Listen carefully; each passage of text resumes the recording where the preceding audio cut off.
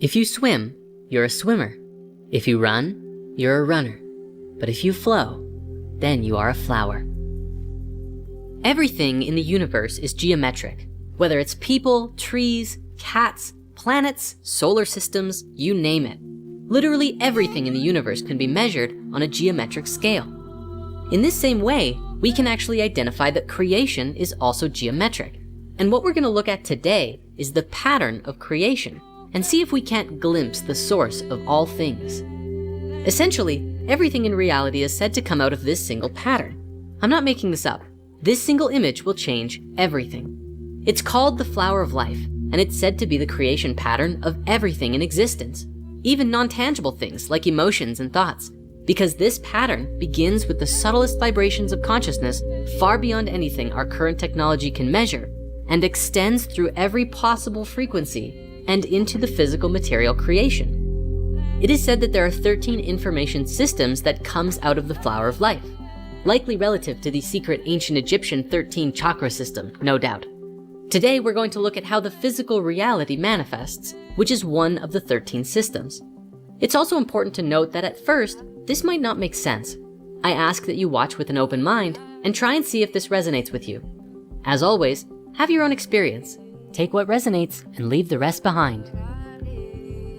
One more thing, by learning about sacred geometry simply by observing, you're absorbing only a very small amount of information. If you want to learn more, I recommend you draw it yourself. When you do this, you begin to see things in a new way. You begin to create new mental patterns and connect with your own higher understanding.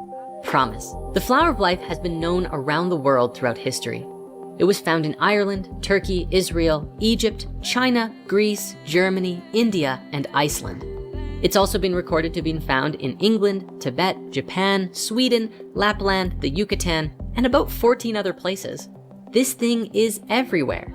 Surely a pattern of such global significance must mean something, right? This pattern is called a flower, not just because it looks like a flower, but because it represents the cycle of a fruit tree. A fruit tree makes a little flower, which then goes through metamorphosis and becomes a fruit. Within that fruit contains a seed, which falls to the ground and grows into another tree. The cyclical nature of reality is seen as the flower, fruit, seed, and tree, which is a pattern created within and through this very geometry. We can relate this with many ancient wisdom teachings that already exist in more prominence on this planet. For example, we can see it in Christianity and the Hermetic teachings, which spoke on the Word of God. The flower of life is known as the source of all language, the primordial root of all vibration, which stems from pure beingness. We can also see a connection here to the Tao, the word of which translates to the way. In one of the shortest verses in the Tao Te Ching, it says, the Tao moves through returning. The Tao is used through yielding. All things are born of being. Being is born of non-being. Are you picking up what I'm throwing down? The flower of life is a cyclical pattern, part of a greater whole, the wisdom of which is reflected in many traditions the world over. In this, we might find an intrinsic unity and use the flower of life to recognize that all belief systems are connected if we are only willing to look and see how. Now, to understand the flower of life, we must discuss how it's formed. Imagine consciousness or spirit floating in the void, which means it's nothingness and then consciousness, pure awareness. We cannot possibly put an actual drawing on it because it's formless and beyond any image. But let's use this Eye of Ra for now. In this void space, you can't do anything. You're not falling, because where would you fall to? There's just nothing. From here, this formless, indescribable perfection decides to do something. So it projects a beam of its awareness in one direction, which naturally leads to the creation of 6 spatial directions. Awareness to the front is mirrored to the back, naturally then left and right, and then up and down also come about. And doing this creates an octahedron of its own awareness, where relative movement is now possible in relationship to this shape. This is significant because the octahedron is considered relative to the mind, and the Hermeticists would often describe that all is a creation within the mind of God. So it would make sense that this shape would be instrumental in forming even the first sphere. And that is actually the next step, to spin the octahedron with such intensity that it becomes a perfect sphere. Remember, sacred geometry started when spirit made its first projection into the void. The void is nothingness, and these forms created are also nothing. They're just imaginary lines made out of consciousness, which gives you an indication of what reality might actually be. Nothing. In Hinduism, one word for the reality field is called Maya, which means illusion. Now that the first sphere is created, spirit has an awareness of what's around itself in 360 degrees. It moves to the very edge of the sphere, anywhere, and repeats what it did the first time.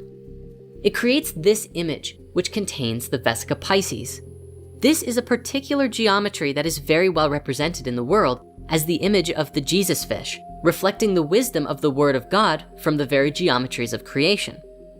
Mathematically speaking, within the Vesica Pisces is a vast amount of knowledge about width, proportion, and depth. Herein, we also have the square roots of 2, 3, and 5, which are all infinite numbers. And we also have geometric information about light.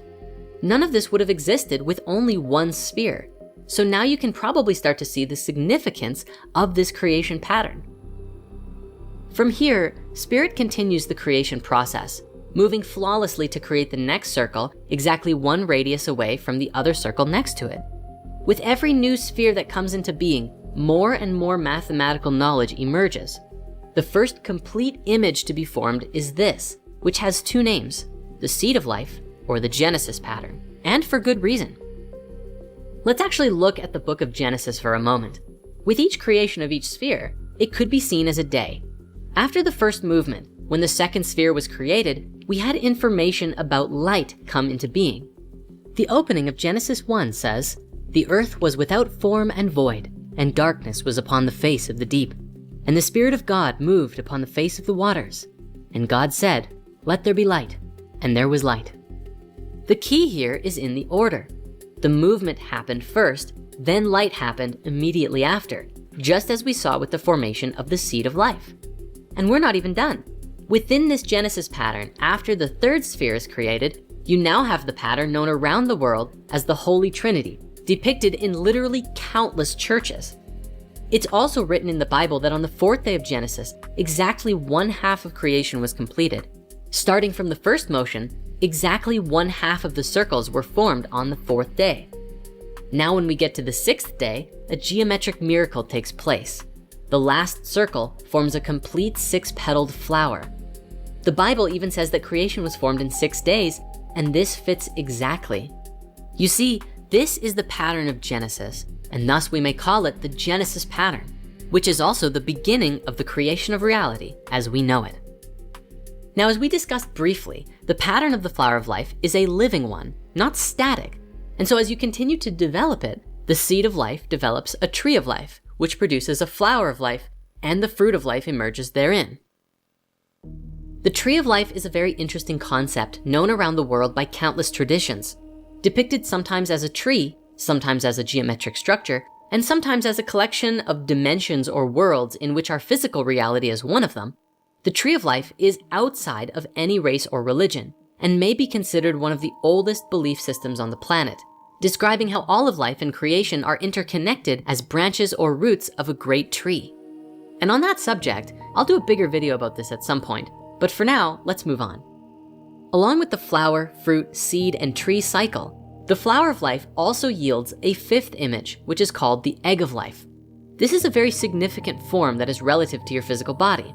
We discuss it in our spirit science video called Power of the Heart, where you can see how your very existence began with the egg of life when you were just a clump of cells in the Anunnaki test tube. Your mother's belly. Check out our video called Power of the Heart to learn more. But for now, before we run out of time, I wanna show you something really cool. Now, all around the world, the flower of life was most often depicted as being completed after 19 circles. Why that number specifically?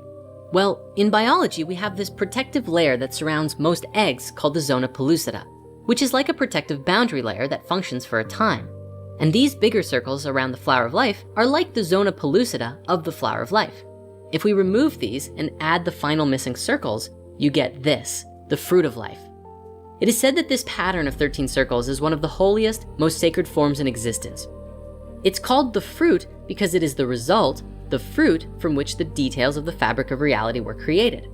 Remember in our previous video about masculine and feminine energy, And how we discussed masculine energy moves in straight lines and feminine energy moves in curves? Well, this image so far is all curves, baby. But when you combine straight lines with these curves, you get a very complex image known as Metatron's cube. Metatron's cube is significant because it bears within it all 5 Platonic solids, which are legendary shapes discovered by the Greek philosopher Plato several thousand years ago. The 5 Platonic solids all have very specific characteristics by definition. First, all of its faces are the same size. Second, the edges are all about the same length. And third, it only has one interior angle between each face. What's more, when put inside of a sphere, all of the points will touch the edge of the sphere perfectly. With that definition, there are only 5 shapes that fit that description. These are the dodecahedron, the tetrahedron, the octahedron, the icosahedron, and the hexahedron. These 5 shapes were considered by the ancient alchemists to have an elemental aspect to them as well. The tetrahedron was considered fire, the cube was earth, the octahedron was air, the icosahedron was water, and the dodecahedron was ether. The sphere itself was voidness. This understanding of the elements are different than the periodic table we know today, but relate instead with the archetypal forces that reality was foundationally built upon. With that said, it is known today that the periodic table of elements is also relative to these shapes. In the 1980s, Professor Robert Moon at the University of Chicago demonstrated that the entire periodic table of elements can be related back to these essential geometries. You can read an article about it in the description if you're super keen to go deeper. You see, throughout modern physics today, along with chemistry and biology, the sacred geometric patterns of creation are being rediscovered. Another example is the egg of life that I showed you earlier, literally showing up in your intrinsic cellular structure from conception. Hopefully, this will help you to understand and witness the beautiful unity amongst all things. It doesn't matter what you believe, what religion you follow, or if you're strictly an atheist scientist. Bearing witness to the truth of this pattern of creation yields understanding that all things are connected by something greater than any of us can truly comprehend. Don't believe or disbelieve anything we discuss in spirit science. Simply have your own experience. First, I want to show you Phi and Fibonacci. It's important to understand for what we're going to talk about. I'll show you what you need to know to continue, and if you want to learn more in depth about these sequences, I will provide sources in the comments. Phi, also known as the golden ratio or golden mean, is a very simple relationship. If you had a rod and were going to put a mark on it, only 2 places would mark the Phi ratio, which is here or here. The length of A plus B is equal to the length of C. This ratio is 1.6180339 and continues on forever. If you multiply the length of C with Phi, it will create the exact same image, only bigger. C and D is equal to E. This ratio could then span on forever, going smaller and smaller or bigger and bigger forever. This ratio is infinite. It has no beginning and no end. It is also believed that Phi is the mathematical root of all other sequences. See, every mathematical sequence in existence needs a minimum of 3 numbers to figure out the sequence. Phi only needs 2. It is the only one. Similar to how the circle and square are the source of all shape, but we'll get to that later on. The next thing that you need to know is that this ratio is found in all life everywhere. Sort of. By sort of, I mean it's really Fibonacci, but we'll look at that in a moment. Look at your hand. Not only does each finger have its own ratio moving up each finger, which is Phi to the next bone, but it oscillates back and forth from the tallest finger to the thumb. You wonder why the human hand is like that? It's based on Phi. This relationship is found throughout the body in various ways, moving up the arms and legs, in your face, throughout the entire body. This is a Greek statue that accurately represents this. The Greeks were very precise when they made their art, because they understood Phi, Fibonacci, and the importance of these sequences. When the Romans took over Greece, you could see the perfection in statues just completely disappear. I'm not saying the Romans were bad artists. They just didn't measure everything to the same caliber that the Greeks did. Here is the Phi ratio in butterflies. You can see this ratio everywhere, from the wing size to the body to the antennas. They're all Phi ratios. Here's dragonflies. It's the same story. Phi runs along the entire body, and the relation to the body and the wings. Here it is in frogs. Phi is found throughout the body in relation to the head, to the arms, to the fingers, and so on. Well, what about fish? You'd think they wouldn't be found in fish. Well, here's 3 kinds of fish. Once again, the ratios are consistent. It doesn't just apply to these creatures though. Regardless of what mammal, insect, avian, plant, or living creature of any kind, you will find this ratio one way or another. There's a reason for this, but we'll get to that in a moment. Let me show you the importance we used to place on this golden ratio. In ancient times, we built many structures based on Phi because we understood divine proportion. This is the pagoda of Yakushiji Temple in Japan. It's built with these same mathematics, from the doorway to the ball on top of the temple.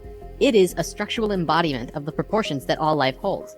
The Parthenon in Greece also has the exact same mathematical structure, but even more. I recommend watching Nova's Secrets of the Parthenon if you wish to learn more about this, because the stuff that they find is really cool. The Great Pyramid in Giza also has these proportions. They're incredibly precise, perfect in every way. You'd think that by building these structures using the logical and mathematical proportions so carefully, they would hinder the creativity behind these buildings, but they really don't. In fact, the left brain understanding all of this can even enhance creativity if used correctly. It makes me wonder about all of the world-famous buildings of the modern world. Could phi be a large factor in what makes them stand out? Let's move on to our next sequence, which is called Fibonacci. Now, the Fibonacci sequence is life's way of creating the golden mean. Allow me to explain. This sequence is continually made from adding the previous number to the current. 1 and 1 is 2, 2 and 1 is 3, 3 and 2 is 5, 5 and 3 is 8. You can see how it continues. Now, what most people don't know about Fibonacci is that it actually continually strives closer and closer to the phi ratio. By dividing the current number into the last, you can see this happening. 1 into 1 is 1. Well, that's not close at all. 2 into 1 is 2. This time it's over phi, but closer. 3 into 2 is 1.5, which is under, but closer still. 5 into 3 is 1.666. This time it's over, but even closer. Continuing with that, it's 1.6, and then 1.625, 1.615384, 1.619048, and so on.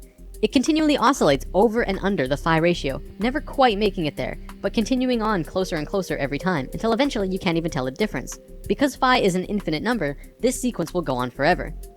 Let's look at some spirals in nature, another way that phi and Fibonacci can manifest. This is a nautilus shell. Many people will say it's phi, but it's really Fibonacci. See how when it's in its earliest form, it's crude, not smooth or anything? One look and you can tell that's not phi. But as it goes out farther and farther, it gets closer and closer to phi. It becomes a nearly perfect phi spiral by the time it's all the way out here. This also happens with sunflowers, pine cones, and many plants in nature. In many cases, such as the pine cones and sunflowers, it flows in a double spiral or more, much like the spiraling arms of a galaxy. From the microcosm to the macrocosm, spirals are always present. So phi is basically source, or spirit, or God, in a mathematical way of thinking. The math of God. Don't forget that this sequence is an intimate part of nature itself. I'm going to call it source. It is the source of all mathematical sequences, and all life in existence grows based on phi. However, phi has no beginning and no end. Life doesn't know how to deal with that. It's like source says, go and replicate this, and life says, we don't know how. Because life doesn't know how to create from something that has no beginning. So it creates the Fibonacci sequence instead, which has a beginning, but starts out crude, very basic, and then continually goes closer and closer to source, becoming more divine every step. It does take steps too, which actually has quite a bit to do with evolution. Let's move on for now though. The only other sequence you need to know for this is binary sequences. This is a sequence like 2, 4, 8, 16, 32. We're just doubling the last number instead of adding it to the previous one. We're all very familiar with this. Binary sequences are found in life as well. For example, mitotic cell divisions are binary. We go from being a single cell being to having over 100 trillion cells in only 46 divisions. Binary sequences are also how computers work, by turning on and off chips. Computing at its core anyways is binary. Okay, let's move on to something different for now, but what we just looked at will reveal itself in time. This is how a polar graph usually looks, with 36 radial lines in 10-degree increments representing the 360 degrees. Then, concentric circles are drawn, each with the same distance away as the last, creating 8 equal demarcations as the one before, counting the inside circle as 1. Think about what this represents too. It's a two-dimensional drawing of a three-dimensional sphere, one of the sacred forms, by projecting it onto a flat surface. This is also called the shadow form, and casting shadows is a sacred way to obtain information. Also, a polar graph has both straight, male lines and circular, female lines, both male and female energies interacting at once. If you plot a golden mean spiral at 0 degrees on the polar graph, it will loop all the way around before hitting 0 again, exactly at the 8th circle. You'll find that this golden mean line crosses 5 specific places as it goes out. These places are where the female circular lines meet the male lines. It crosses at 120 degrees, 190 degrees, 240 degrees, 280 degrees, and then it jumps to 360, or back at 0, depending on how you look at it. What's interesting about this is that it creates both a binary and Fibonacci sequence. Looking at the radial increments from the center, it crosses at 1, 2, 3, 5, and 8. Well, that's Fibonacci. But it also crosses at 2, 4, and 8. Well, that's a binary sequence. We're going to look at the binary sequence in particular though, because what you find is very cool. If you draw lines from the outermost circles on the lines where the binary sequence was formed, you get this image. It is an equilateral triangle. If you continue the spiral outward, it would continue to hit these exact same places and continue to form larger equilateral triangles.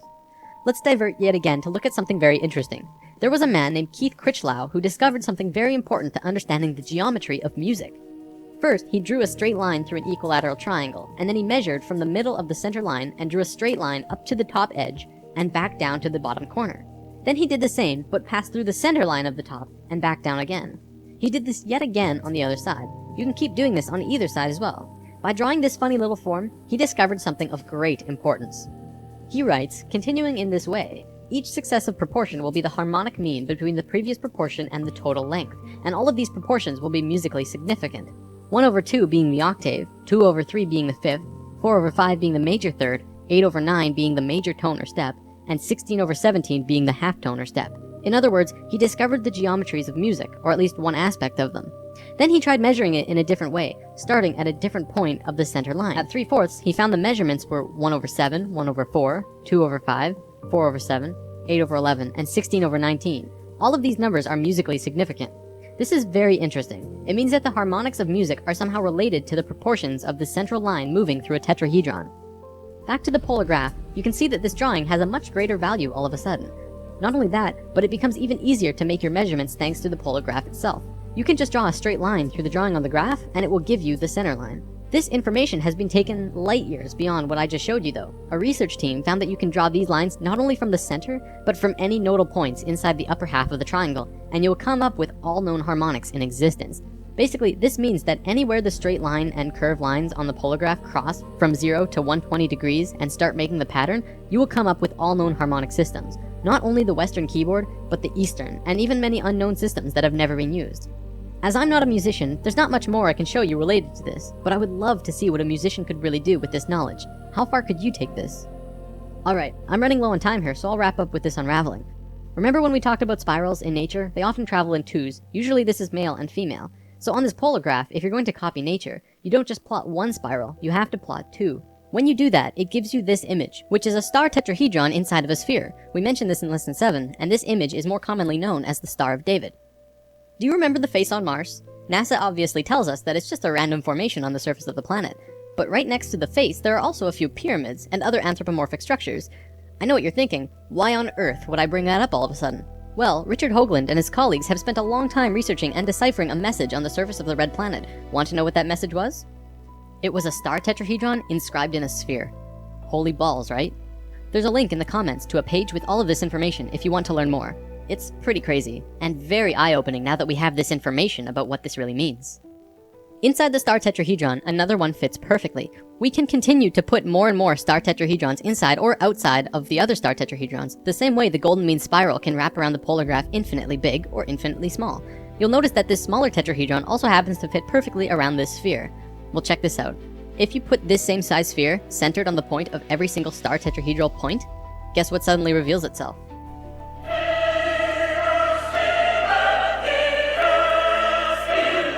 The fruit of life.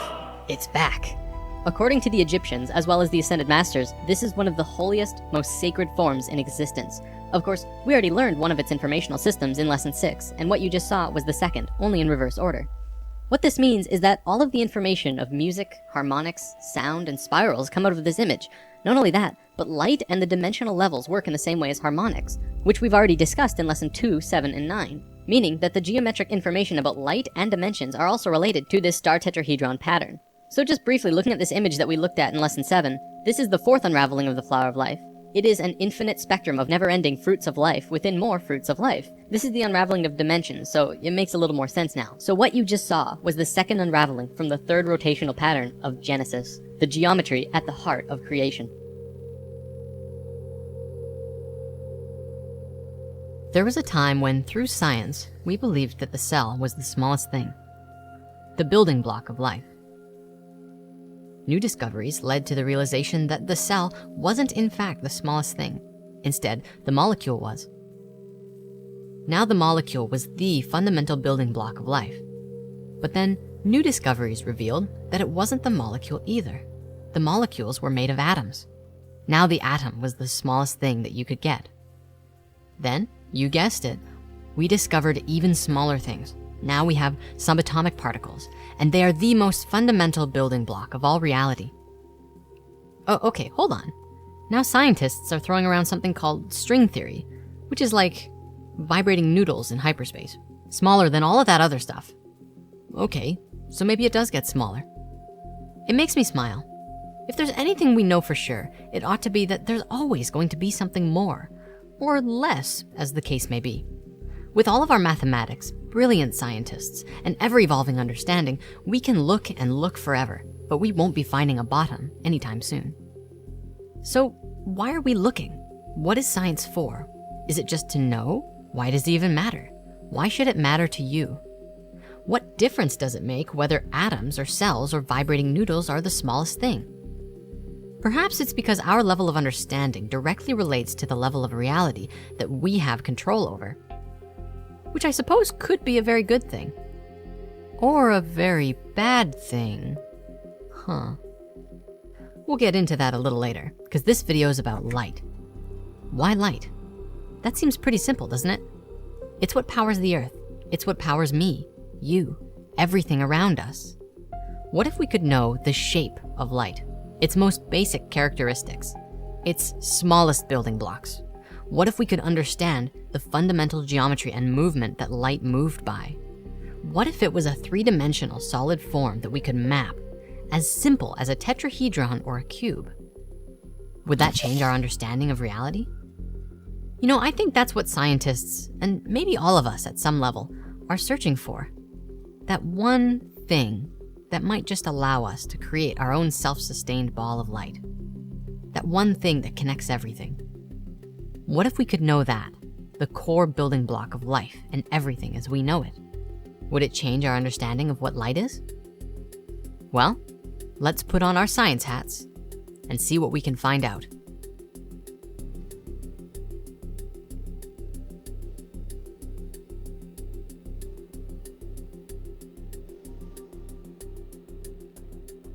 Einstein said something amazing, something which has echoed through the halls of science since his death.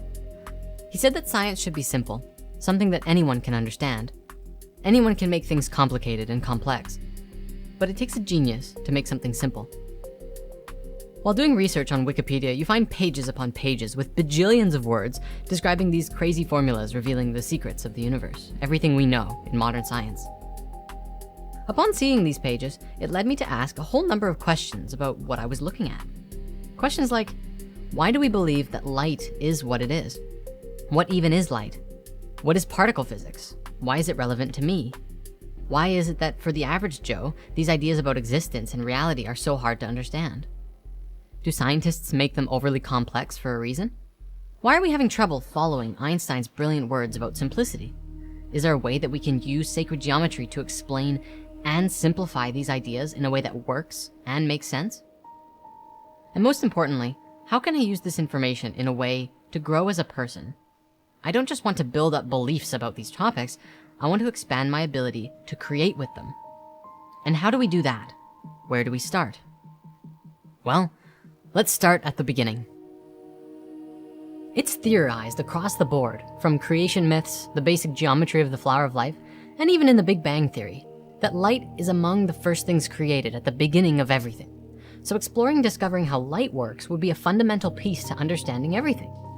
Let's take a look at particle physics and quantum physics. They may help us crack this code. Particle physics is the study of the basic building blocks of matter and the forces they exert on each other. In particle physics, scientists are trying to find the one thing that creates everything else, or at least the phenomenon that they are observing. It is very closely related to quantum physics, which is using that same idea to discover the source of the universe we live in that ties everything together. Scientists in this field have done a lot of work in demonstrating and exploring the unified field theory, which shows that everything in the universe is connected through an infinite web of something. They're not sure what it is, but we can see how we are connected in a grand and mysterious way. As our sciences have looked smaller and smaller to find the smallest particle, we have reached a point where things get so small that we can no longer define what they look like. We try and define what particles are through abstract concepts and mathematics because we say that particles are unseeable and unknowable. And yet, things are always going to get smaller and smaller. Everything is made of something else, and it fractals down to infinity, or fractals larger to infinity. Some scientists have actually been known to cut infinite numbers when they find them because they're deliberately looking for finiteness instead of embracing the infinite nature of reality. Check out the movie Black Hole to see this happening in action. Particles are called particles because they're too small to be seen by instruments we have in science at this time. What that means is that we don't really know what particles even are. If we knew what they were, they would not be particles anymore. They would be described. There's kind of a broken dichotomy that is happening in this field. It's something that scientists all over the world are trying to figure out. Here's the problem. Light and other particles that move at the speed of light are assumed to have no mass. The speed of light, also known as the speed of massless particles, is about 299,792,458 meters per second.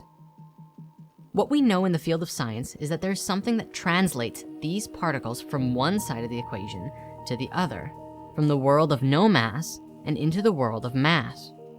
If you ask the scientists this question, they would tell you that it's the Higgs field, the ever-permeating field that gives things mass. In essence, light speed particles pass through the Higgs field and slow down and gain a property of mass. The popular Higgs boson is the particle that is created upon the light speed particle merging with the Higgs field. According to our formulas, this boson, this particle, is supposed to come out with it. I think there's an important piece of information that we're missing here, and it starts with asking some questions. First of all, what even is mass? And second, why do we believe that light has no mass? On Wikipedia, mass is said to represent an amount of matter, but then it goes on to say that the term matter has no universally agreed upon definition. How can we say that light has no mass when we can't even agree upon a definition or understanding of what matter and subsequently mass even are? Because of all of our fancy equations as described earlier, we have kind of thrown all ideas about what light could actually look like out the window in favor of a complex equation that looks like this. I want to take it back to simple. What if we could know the shape of light? What if we could actually define what the structure of light, as well as every particle and thing in existence, were? What if there was a basic geometry of the universe that we missed?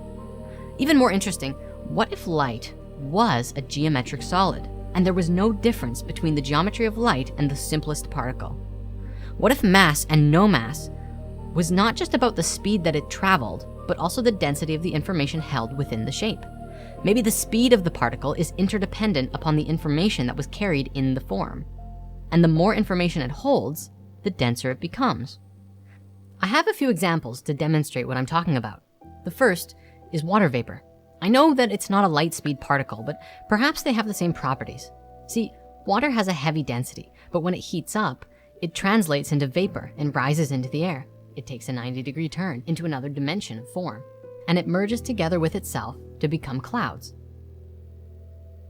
As the clouds become packed denser and denser with so much information packed within them, eventually they have no choice but to release, and all of the water comes pouring down. It's changing from a high-speed particle into a denser one, based on the density of the information within the droplet, as well as the speed that it was traveling. Now, I recognize that this only partially works as an example because the particles I was describing are not light speed particles.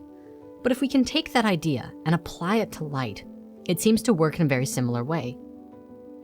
Let's think about photosynthesis. A burst of energy from the sun travels towards the earth as both a wave and a particle.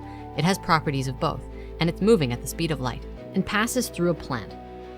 That plant then absorbs the information and energy that it needed from the wave particle that passed through it. The plant then uses that information, the light speed particles that it took from the sunlight, and uses it to create something with mass, merging them with water and other plant matter to create sugars and other nutrients.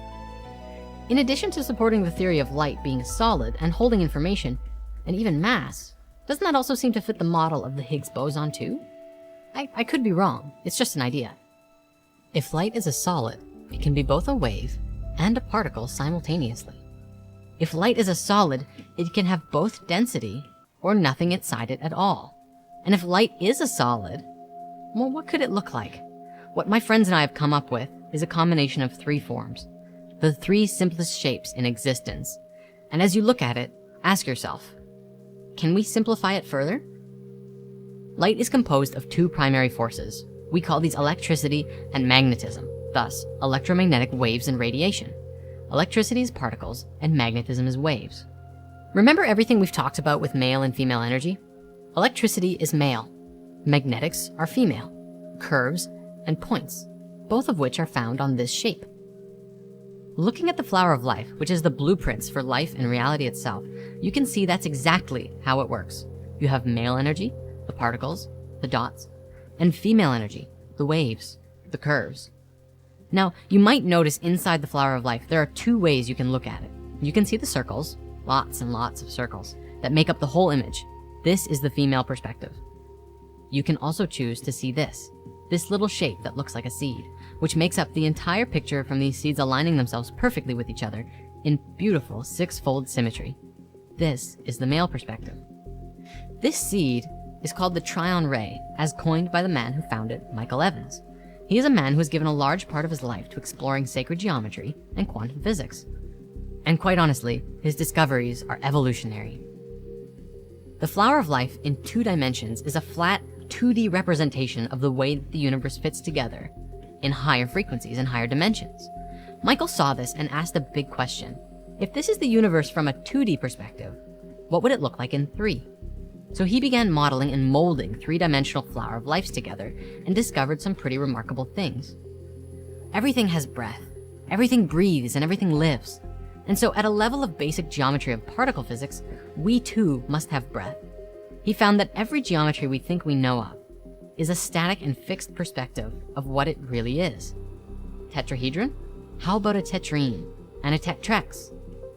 An inhale and an exhale of this basic form. Icosahedron? Here's an icosatrene and an icosatrex. He developed breathing models for all of the platonic solids, and then he found a new solid, one that hadn't been discovered before. Energy never travels in straight lines. It always moves in curves. By incorporating curves into the basic geometry of our platonic solids, you actually discover much simpler particles that before we never knew existed. And so we come back to these 3 images. The first one, as you know, is the sphere. This is simply one of the simplest forms and the most female. It's all curve. It's not hard to see how this form is used in the creation of all things. Just look at a planet or a star or even an egg. Next, we have this one, the Trinity or the Tryon Ray. I'd actually like to make a distinction here. The Trinity is 3 spheres put together like a Vesica Pisces, and the Tryon Ray is 1/16 of the volume of that.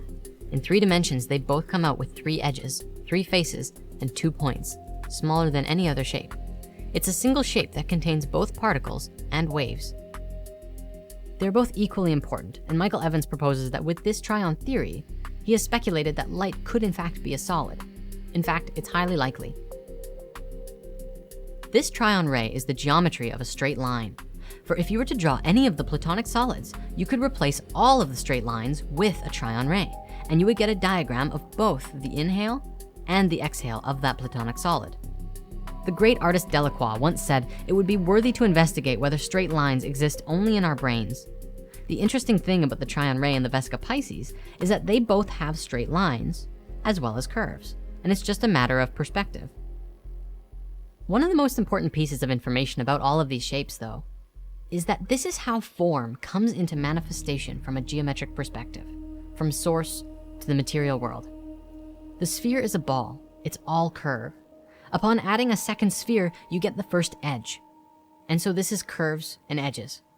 When you add the third sphere, you get the first points. And now you have curves, edges, and points all together in one shape. As you continue adding circles, you get more and more shapes and forms that begin to manifest, such as the platonic solids and everything else we know about. This is why the Vesica Pisces is so important. As you know, we've been looking at this for a long time, and we're going to continue to. Over the past year, I've been learning that the Vesica Pisces is one of the most important keys for waking up and transformation on this planet. It is a model for bringing people together to create powerful change on this planet. As we grow together and make powerful connections with each other, it is our connections that begin to alter the way that we do things. We help each other refine our messages. It is asking each other questions that allows us to explore deeper into what something really means. And then, with the newfound information that we gathered together, we can set off on a journey to change the world. Ladies and gentlemen, these three forms are what I believe to be the God particles. We have a male form, a female form, and a form of a merging together of both of them. The God particle is not a matter of scale. It is not a smallest thing like a Lego block, but rather the simplest geometry that we can conceive in this dimension. It is a geometry that makes up all manner of things, regardless of size and scale. Just look around you. Most seeds look like this. Most leaves look like this. Most fruits look like this. Eggs look like this. Sperm looks like this. It's practically impossible not to find examples of it everywhere. All we need to do is take a look. We're gonna step into yet another important topic to lay the foundation for some major projects coming down the road. This topic is called the Kabbalah, which is commonly titled the Tree of Life. While many have heard about it, there are only a few who truly understand what it represents. Even then, the real adepts of the Kabbalah know that the amount of information derived from this ancient teaching is actually one of infinite depth. It is a fundamental key which describes the nature of the universe and how all of creation fits together. In the words of Dion Fortune, the curious symbol system known to us as the Tree of Life is an attempt to reduce to diagrammatic form every force and factor in the manifested universe and the soul of man, to correlate them one to another and reveal them spread out as on a map so that the relative positions of each unit can be seen and the relations between them traced. In brief, the Tree of Life is a compendium of science, psychology, philosophy, and theology. The journey into understanding the Tree of Life can begin in many ways, and so today we will look at an overview of this system from an extremely basic perspective in order to bring clarity and awareness to what it is and how it works. From there, we will deepen our discussion with greater details of all of the various compartments of this mystical system. The Tree of Life in its simplest sense is made up of 10 spheres and 22 interconnecting pathways. These are often added together and described as the 32 paths of the Tree of Life. The 10 spheres are actually called Sephiroth. No, not that Sephiroth. These spheres represent successive divine emanations or outpourings of energy in the continuous flow and evolution of the universe. They are numbered 1 through 10, each of which holds the numerological correspondence that you might expect when studying numerology. Each Sephiroth represents a unique perspective of divine power, and by our awareness of them, we can gain insights from each level to help us on our spiritual journey. Balance among the Sephiroth is of paramount importance, as each positive energy will turn negative when taken to an unbalanced extreme. Each of the Sephira are reflected within all levels of the universe, both in the microcosm, such as within our bodies, and the macrocosm, when observing all of creation as a part of a greater whole. Now, the 22 pathways, which lay in between these 10 Sephiroth, are each associated with the 22 letters of the Hebrew alphabet, and also the 22 major arcana in the Tarot. Each one holds a deep spiritual message. When they are all in harmony together, they describe that all things from heaven and earth are fully united in one, even when we perceive them to be otherwise. Where the Sephiroth represent divine powers, the pathways are the channel of energy between them, the journey, obstacles, and rewards for moving towards the next Sephiroth. These energies are all found within us, and if we are open to it, we consciously take part in the wisdom and understanding moving throughout this tree. By coming to understand these pathways, which is also called pathworking, we begin to harmonize and balance the internal and external worlds of ourselves. These paths represent stages of personal development and are required to pass between the Sephiroth and are seen as roadways to spiritual enlightenment. In addition to the Sephiroth and the pathways, there are several other key ingredients to understand about the tree. The Tree of Life is largely based on the principle of 3 unique forces working together. For instance, male, female, and child. You can also look at it simply as the polarity between the 2 extremes, and then the balance in the middle. The tree has 3 pillars, which are the pillar of severity, the pillar of mercy, and the pillar of equilibrium. The left side is the yin, and the right side is the yang, one of which is principally formative and constricting in nature, and the other of which is expansive and illuminating in nature. The central pillar is the harmonization and balancer of all of these polarities. The tree also has 3 triangles. The supernal triangle is made up of the top 3 Sephira and represent the 3 states of God, the supreme oneness from which all things emerge, the divine masculine and the divine feminine emanations which go on to create all things. The central triangle is called the abstract or ethical triangle, which is the level of the soul, or the part of us which experiences infinite lifetimes and continues to evolve our spirit beyond the understanding of our physical existence. The bottommost triangle is the astral or magical triangle, which is the place where our unique egos and personalities are formed. The collective thoughts and feelings of our individual identity combine together and are channeled downwards through our bodies into the bottom Sephiroth and dictate how we live our lives. There are also 3 major barriers within the tree, which symbolize our disconnection with nature and then how we can transcend them. The first barrier is called the 32nd pathway, or simply called the gulf, and is the connection between the physically manifested realm and the ether. Crossing this barrier is the realization that we are more than our physical bodies. The second barrier is called the Veil of Parakath, located between the bottom 2 triangles and represents the disconnect between our soul and our egos. This barrier marks the highest point to which our normal human consciousness can rise without transcendence. The third barrier is called the Abyss, which is between the upper 2 triangles. This represents the ultimate disconnect from spirit that we all experience and why we believe we are separate from everything. This abyss was created in the fall of consciousness. It is also worth noting that the 4 elements play a very symbolic relationship to the Tree of Life, which attempts to express the inexpressible name of God through the tetragrammaton, Yod, He, Vav, He. Yod being fire, the male symbol of forces that set the creative process in motion. The first He being the symbol of water, the female or receptive principle, which develops the impulse of the first fire. Vav being air, the formative principle of intellect and mind, the son of the mother and the father. And the final He being earth, the manifestation and material principle of the daughter, the final combined result of the whole creative process. Together, this combines with what is called the 4 worlds of the Tree of Life. The 4 worlds can be depicted in several ways, depending on the varying esoteric practices. But very simply, it divides the Kabbalah into 4 unique planes of becoming in order to delineate the various states by which creation manifests through, bringing more detail to the structure as a whole. At the top, you have the world of emanation, which is fire, the world of creation, water, the world of formation, air, and the world of action, earth. These are the 4 stages in the process of creation, according to the Kabbalah. As we continue our conversation into the Tree of Life, it is important to note that this information can be viewed in many ways: a living system of spiritual development, a historical curiosity, an active esoteric tradition, any way that you choose. With that in mind, let me propose this thought. To understand Kabbalah, to really understand it, it is not a matter of memorizing words or philosophies, but rather it is the practice of meditating upon a progression of symbols and ideas which may enable you to develop your consciousness and climb beyond the realms of normal human thought. If this is something that you would like to do, check out Kabbalah 102, Meditating on the Tree of Life, which describes a meditation practice to do along with the information which you're about to learn in this video. I'm certain that we'll come back around and talk about this more as we go along too. Now, as previously discussed, one of the fundamental aspects of the Tree of Life are the 10 spheres called Sephiroth. Today, we're going to take a look at the 10 Sephiroth, what they do, how they work, and how they all fit together. Ready? Steady? Here we go. Every one of the Sephiroth represent a divine emanation, a primordial outpouring of pure energy which evolves and crystallizes as it descends into denser states of existence, continually oscillating between polarities and harmonizing with itself as it goes. Each of the Sephiroth are contained by those that came before it, and so the topmost Sephiroth, titled Keter, contains all of the other Sephiroth within it. You might think of it like how those little wooden Russian nesting dolls each contain the collective inside of them. However, the Sephiroth are not things, but rather states by which consciousness or divine energy moves and creates reality.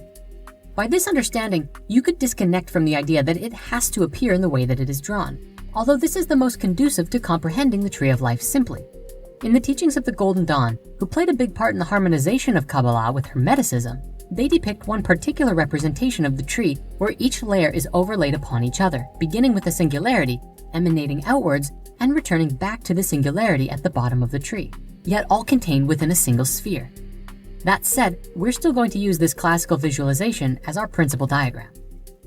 If you remember from our first video, there are 3 pillars within the tree: the pillar of severity, the pillar of mercy, and the pillar of equilibrium. As we observe these following Sephiroth, you will see that each opposing Sephiroth embodies the perfect balance of its neighbor. In every case, each individual Sephiroth can only truly be understood by comprehending it with its partner, and further understanding manifests when we take into account the complete triad in sequence. So let us take a brief look at the Sphira individually. Now this is going to be a very basic overview because there is just so much information to cover at once. And further, please be aware that the flow through the Sephiroth moves both upwards and downwards. So while we'll be looking primarily at the sequence of manifestation from the highest plane to the lowest, know that it moves upwards as well. The more we go through it, and the more that you contemplate the meaning of this sequence, the more and more it will make sense. At the very top, we have Keter. Keter translates to crown, indicating the supreme source and unity, the absolute divinity. This is the highest Sphira on the tree, and acts as a bridge between the limitless and boundless creative power of the cosmos and the highest thing that can be perceived by our human consciousness. Keter describes the most supreme source of energy, the richest potential for anything to come into being. However, here nothing has actually become manifested. It is simply the pure and infinite potential for creation, doing nothing but existing. In the ancient Hebrew texts, it says that Keter is the light giving the power of comprehension of that first principle which has no beginning. It is the primal glory because no created being can attain its essence. So basically there is no form here, only pure being. The human mind generally has a hard time grasping no other mode of existence than form and activity. So when describing formless passivity, it's okay if this experience draws a big question mark in your mind. In fact, we can't even adequately draw it. So I hope these visuals might help you comprehend that ultimately, we cannot define Keter. We can only indicate towards it. Moving on, the second Sephiroth is called Chokmah. Chokmah translates to wisdom, describing that wisdom itself is the first tangible thing that the human mind can grasp. It comes as a male energy, positive or yang energetic outpouring from Keter, its source. This is an uncompensated, boundless energy, and to many spiritual traditions is often even described as the All-Father. This is where the energy of the entire universe comes into manifestation. It is the purest manifestation of energy possible. It is in Chokmah that we observe the manifestation of the creative word, let there be light, the impulse of dynamic creation. Being that Keter was unmanifested potential of creation, Chokmah is the first creation itself. It is the pure force of free-flowing energy, primary dynamism, a force which can give rise to literally every form in existence, the energetic basis of all created things. Much like Keter, this is still very difficult for us to comprehend, save for these particle effects. Chokmah is not an organizing sphira, but the great stimulator of the universe. However, it is only in relationship to its neighbor, Binah, that we see how creation can truly come into being. Binah is the third Sephiroth, the mirror of Chokmah on the left side of the tree, and represents the womb of creation. She is the divine mother, the female potency of the universe. Binah translates to understanding, because it is here that we find true understanding of what the purpose of this energy shall become. She is the one who receives the created disorganized energy from Chokmah and applies the basis of form and stabilization to it. This is a very sacred space because without Binah, there would be literally nothing in existence. Nothing could come to have form. We can see by this analogy the role that the Divine Father and Divine Mother play in the creation of all things. While many teachings classify God as a male figure, indicating Chokmah, we must too see that the feminine is a requirement for life to come into being, and is just as important as the divine masculine. You might think of Binah as the engine that translates the raw energy of a burning fuel into usable power. In a more natural analogy, Chokmah could be likened to a seed which falls to the ground, and then the soil and earth which nurtures the seed and supports its growth into a tree would be likened to the power of Binah. The fourth Sphira, Hesed, continues the development of this energy along the right side of the tree. Hesed translates to mercy and is also commonly translated as loving kindness because it describes the principal goodness from which all things come from and are based on. This is the place where the archetypal ideas of creation begin to form, what we might comprehend as truth, love, and goodness. This means that where Binah made the space for form to happen, now the energy can move into an etheric foundation to form the conceptual framework by which our manifested universe may operate by. From here emanates all spiritual virtues with the most exalted essence. You might also think of this as the stage where cosmic law comes into being, the perfect ideals of peace, fairness, and order which uphold the structure of the universe. Hesed is a little more comprehensible than the higher Sephiroth. Meditating upon Hesed might relate to the leadership qualities by which we live our lives. What do we stand for, and how do we treat, act, and respond towards others? Gevura, the fifth sphira, is located underneath Binah and partners with Hesed. Gevura translates to strength because it embodies the sharp and swift power required to carry out the cosmic order that was set out by Hesed before it. You might see this as the birth of karma or cosmic justice. Any time where there is an imbalance in the universe, the energy flowing from this state will facilitate a corrective rebalancing by enforcing these cosmic principles. Gevura is a force which fights without malice, spares the weak and wounded, and does not destroy the law, only seeking to see that it is properly fulfilled. In your personal meditations, you might experience the Sephiroth of Gevura as putting motion to the ideals that you stand for.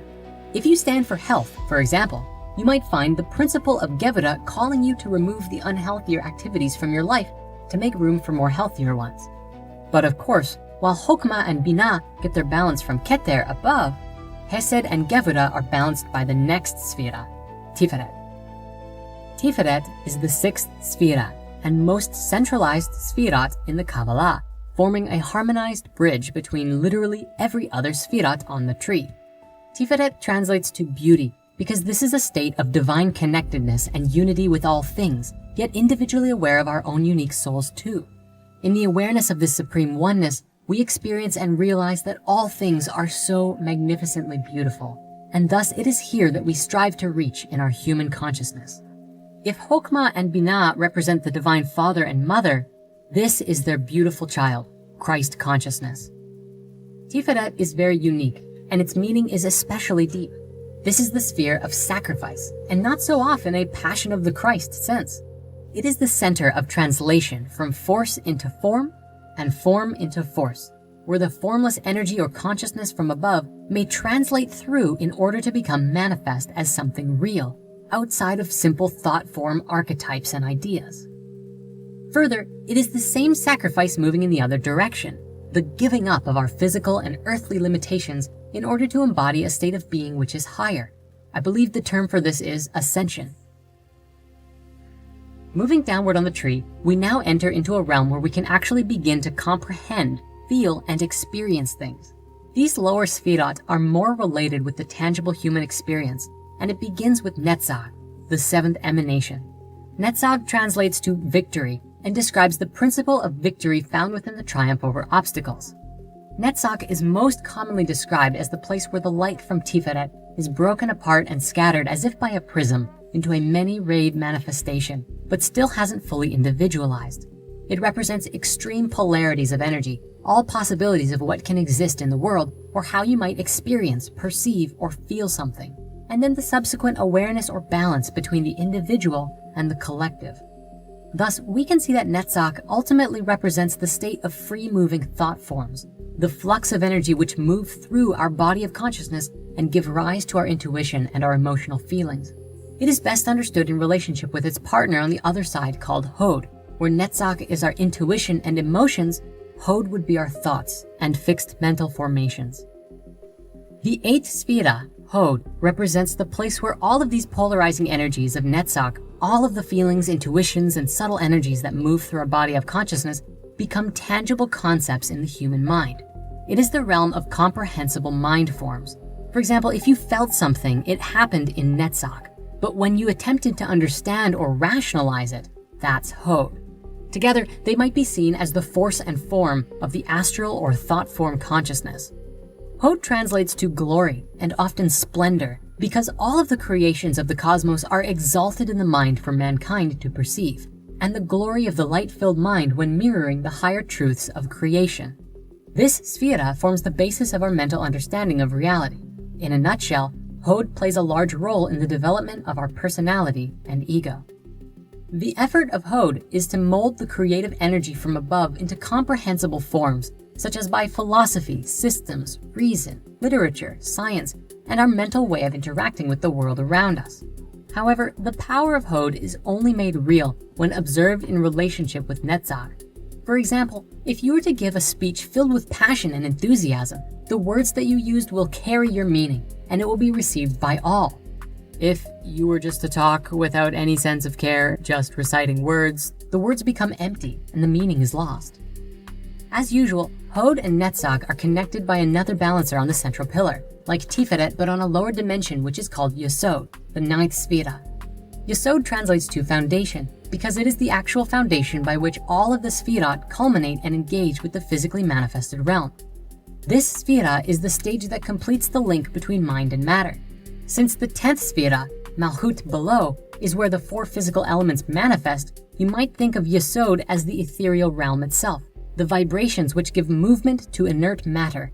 In a more scientific approach, you might think about it like the electromagnetic substance that moves through our bodies and all of life, the dynamo that causes the physical world to be filled with motion and life. You see, in order for our bodies to move, it needs an energetic signal to charge the muscle. Yesod is the strings that makes the puppet of Malhut dance, while Spirit, Tiferet, and the higher forces above Yesod would be the sacred puppet master. Now, the power of Yesod can be attributed to daily mundane tasks such as walking or making a salad. However, its power is significantly greater than that, but there is a warning here. Much like fire, it can be used for good or not so good. The key here is keeping our hearts aligned with our higher selves when we begin connecting to the ethereal energies of these higher planes. Malhut is the final manifestation, matter, the physically created world. It is the outward visibility of all of the invisible etheric activity which brings motion to form. All matter would be inert and lifeless if not for the spirit that has ensouled it and made it come to be in the first place. Malhut translates to kingdom, describing the existence of the kingdom of God in the present moment, in magnificent splendor, and revealing the great truth that the kingdom of heaven is actually here and now, as Christ proclaimed. This is the place where physical things exist, where life happens. It's what's happening right now. It is the place where all of the energy flowing from above finds rest, where everything has been decided and put together to form a permanent vehicle to be utilized by all consciousness as it learns and grows. However, the great secret of Malhut is that this is only the halfway point. Upon spirit being received in Malhut, life itself actually begins. The Fibonacci sequence finds its origins and begins striving and returning back towards its source, reaching for the perfection that which it emerged from. It is the goal of spirit to create this physical vessel, fill it with consciousness, and then have it return to its source in the light. In essence, this covers the basics of the 10 Sphirot, but the journey is still only just beginning. All of this information is really just to get you started on truly experiencing the tree, because knowing it logically is only 1/10 of the experience of the Kabbalah. We'll cover exactly what this means, so that you can take your experience of the tree of life to a level beyond just mental comprehension and use it as a powerful tool to connect with your higher self and evolve your consciousness. We discussed the 10 Sephirot and their significance in the manifestation of reality according to Kabbalah. Covers the entire tree of life from Keter, the uppermost sphere of infinite unmanifested potential, all the way down to Malhut, the tangible and physical reality in which we reside. Up until now, we have briefly mentioned that there is a connection between the tree of life and the Hebrew alphabet. At last, it's time we establish what that connection is and open the discussion on the 22 creative forces. On the tree of life, there are 22 pathways drawn between the 10 Sephirot. In the Sefer Yetzirah, the most ancient text available on Jewish esotericism, these are described as the remaining 22 paths in the 32 paths of wisdom, which follow the 10 Sephirot. When looking at these pathways, they would represent the active movement of energy from one Sephira to another. For example, the path between Keter and Hokmah is seen in essence as pure formlessness moving into the first emanation of creation. The 22 pathways are most commonly represented by the Hebrew alphabet, which is said to be a series of sounds based on the 22 most essential frequencies of creation. Through the Sephirot, these frequencies are said to express the process of creation as it manifests from the incorporeal realms of God all the way down into the physical reality which we are experiencing now. This is the very same process that describes how thoughts, feelings, and inspirations enter into our consciousness along their journey from the higher realms, and thus informing our bodies as to the tangible actions that we perform in our day-to-day lives. These letters are also often represented by very abstract concepts, and so as we go through them in this video, we encourage you to practice seeing these not as the image associated with the letter, such as an ox, a house, a camel, and so on, but look at what the essence of the idea is. all of the images that are associated with the letters should be seen as simple abstracts used to express the nature of an idea. Before we dive in, there are a few other things we have to look at briefly. First, the Hebrew alphabet is divided into 3 unique groupings. These are called the mother letters, the double letters, and the single or simple letters. In essence, the mothers are the root forces from which the remaining letters descend from. The doubles all have dual natures, describing opposing concepts like life and death, wisdom and folly, or peace and war. These all have multiple pronunciations as well. The single letters each represent singular ideas and bear singular pronunciations. Further, the 3 mothers represent the Holy Trinity, as well as the elements air, water, and fire. The 7 double letters correlate to the 7 planets, 7 alchemical metals, or in Hermetic Kabbalah, the 7 chakras. Finally, the 12 single letters relate to the 12 signs of the zodiac. Together, all 22 pathways correlate with the 22 major arcana on the tarot, and we'll come back around to this topic at the end of the video. With all of this in mind, the final item we must discuss is that, as mentioned in a previous episode, there are principally 2 tree of life models which can be looked at, the standard tree and the Lurian tree. Each of these models have their own unique placement of the 22 pathways, which can be seen as a right and left brain of each other, or the linear and abstract variations. In the standard tree, they are placed linearly from top to bottom and right to left, starting with the first letter at the top and ending with the last letter on the bottom. The Lurian tree, on the other hand, observes the relationships in a different way. The 3 mother letters are the 3 horizontal lines, the 7 double letters are placed upon the 7 vertical lines, and the 12 single letters are placed upon the 12 diagonal lines. Each of these versions of the tree bear a great deal of information and learning that can be extrapolated within one's consciousness. For now, and just to keep things simple, we'll be exploring the traditional Hebrew meanings in relationship to the standard model of the Tree of Life, which is also the model most commonly used in the tarot. For those who want to explore the relationships to the Lurian tree, you are encouraged to dive in as you see fit.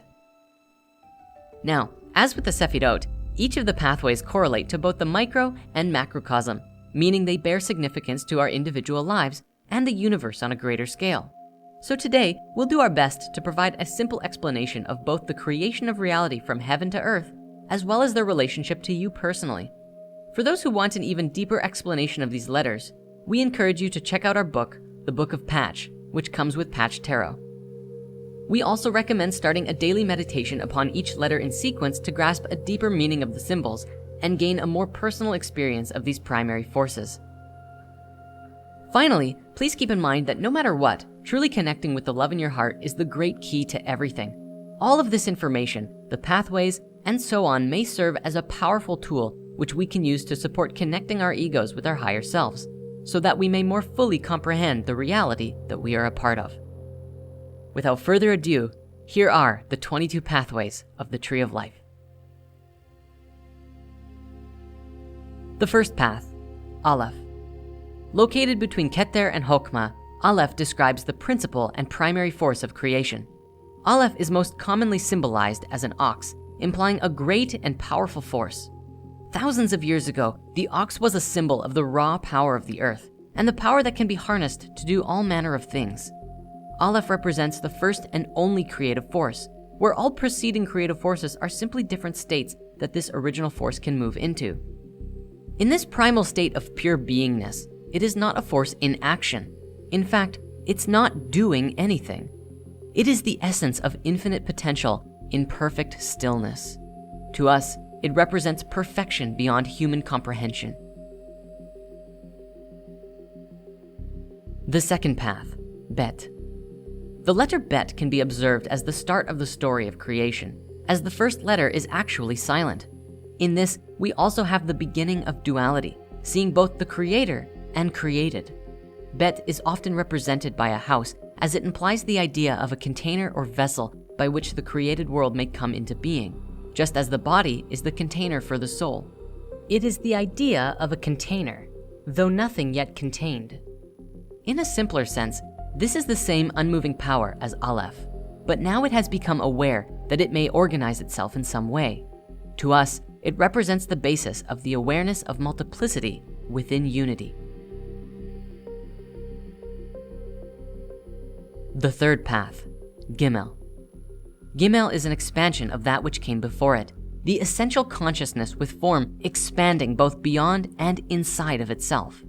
Gimel emerges as the third and unifying pathway, resolving and harmonizing the opposites between the first two, forming a sacred link. Gimel relates with camel, the self-sufficient animal that travels for days across the desert, which otherwise was uncrossable in ancient times. Back then, camels were seen as this sacred golden creature capable of moving through the sandy abyss. The camel's journey bears significance to the Tree of Life by representing the pathway which crosses the barrier between Hokmah and Bina, referred to as the abyss. This process of consciousness traversing the abyss is also referred to as the dark night of the soul, a period of suffering or facing one's own death, after which the soul dissolves into unity and emerges enlightened. Further, Gimel is a symbol of the expansion of civilization and creation through different states of being. To us, it may also represent the spirit of giving and receiving, the unification of opposites, and the deep intuition of just simply knowing. The fourth path, Dalet. Dalet is the pathway of dimension and is also sometimes seen as the path of humility and receptiveness. Dalet relates with a door and embodies the concept of shape and the idea of going through. A door is a gateway through a solid object like a wall. Esoterically, a door is a special kind of void, so to speak, that you can pass through from one state to another. This is a place on the Tree of Life where we now have dimension moving between states, where before we only had pure energy and its expansion. To us, Dalet represents the nullification of the ego in the presence of the spirit and how to return to the source. The fifth path, Hay. Hay is symbolized by a window and represents a point of view. It is a window to divine revelation or a perspective that has to do with the way that you express yourself. It's sort of like the concept of looking, yet not specifically looking at anything, because so far nothing is actually manifested yet in this region of the Tree of Life. Put simply, this path represents the perspective of the essential observing capacity within creation and the expression of this core perspective setting things in motion. We can relate this to our quantum physics double slit experiment, where we learn that simply observing something affects both us and the result of what becomes manifested. From the perspective of God, you might consider that setting a perspective on something sets motion to the creative process. This letter symbolizes the effortlessness of the world and the symbol of divinity. The sixth path, Vav. Vav is the pathway of the learning and teaching of cosmic law. It is the sixth path, and so the binder or unifier of energies. Vav often means nail, or sometimes hook or anchor, which is meant to represent the thing that joins other things together and hold them in that state. This is the cosmic principle that allows atoms to form bonds together and create molecules. However, at this ethereal level, there is still nothing manifested yet. Thus, this is the power of the Creator to enter into the world. To us, it represents the geometry of the Merkaba and the connection between heaven and earth. The seventh path, Zion. Zion commonly means sword or weapon, and also relates sometimes to the concept of a tool. Often, weapon in our minds bears significance to war and violence, but the concept here has more to do with the essence of power unused, like a samurai who meditates with his sword, unmoving but focused, or even the captain or general whose sword comes as a symbol of the power that they command. This commanding aspect also relates to the carpenter or gardener who commands various tools to create new things with virtue and care. And so, the ability for spirit to actually build and materialize things now exists. To us, this is the concept of movement and the struggle and balance between opposing forces, including the awareness of being a unified spirit and an individual soul at the same time. The eighth path, Chet. Chet has several main descriptors. The most common is that of a fence or ladder, though sometimes also described as a hedge. The idea behind the fence or hedge is that of a boundary layer by which the creation can become manifested within. And a ladder is really just a fence on its side, delineating the multidimensional boundary that is being created. The concept of fence and ladder are very interesting too, because with a simple twist, the idea changes to that of DNA. This is also relative to the concept of Jacob's ladder, which comes from a story in the Bible where a character named Jacob has a vision of an eternal spiraling pillar of light, which was said to be an insight into the higher dimensions all the way to unity consciousness with God. For us, in this way, we can connect Chet to the ability to go above and beyond our earthly limitations. The ninth path, Tet. The ninth path is very curious indeed because of the wide array of potentials that it can describe. The two most common relations are that of a basket and of a serpent. This is the mystery of Tet, in that it can represent polarities such as good and evil by the nature of the serpent being both related to the Ouroboros, a symbol of wholeness and infinity, and the serpent in the Garden of Eden from Genesis. The imagery of a basket, on the other hand, is often said to represent the open container as opposed to the closed container from before, and manifestation of each unique soul in the process of creation. Tet also has one more representation, although much less common, and that is mud. This is the birth of density and mass, though still nothing yet is manifested. But now the energetic substance for creation comes into being, like the unused clay before the sculptor gives it form. To us, this letter teaches us to distinguish between what we perceive to be good and bad, and to strive for the purity of that which is holy and good in our lives. The 10th path, Yud. Yud relates with the hand and speaks to the operation and operator of the world. Building upon what came before, there was an ethereal tool that could be used to create things, the primordial mud that can now be shaped, and now Yud is the hand of the operator which uses the created powers and the intelligence to know how to use the primordial mud which came before. In a simpler sense, it is the power of spirit to govern and guide the materially created.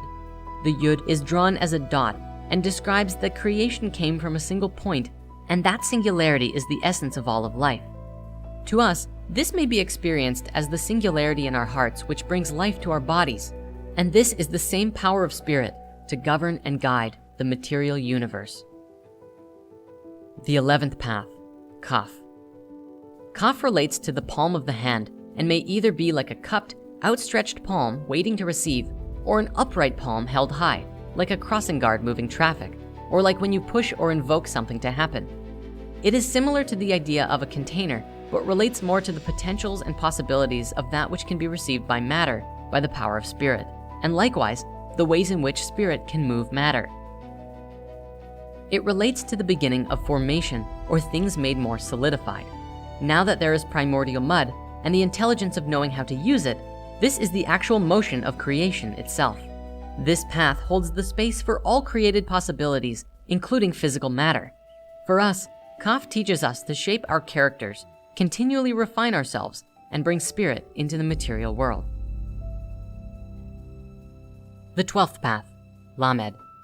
Lamed relates with ox goad and sometimes staff or needle. This is a symbol of learning.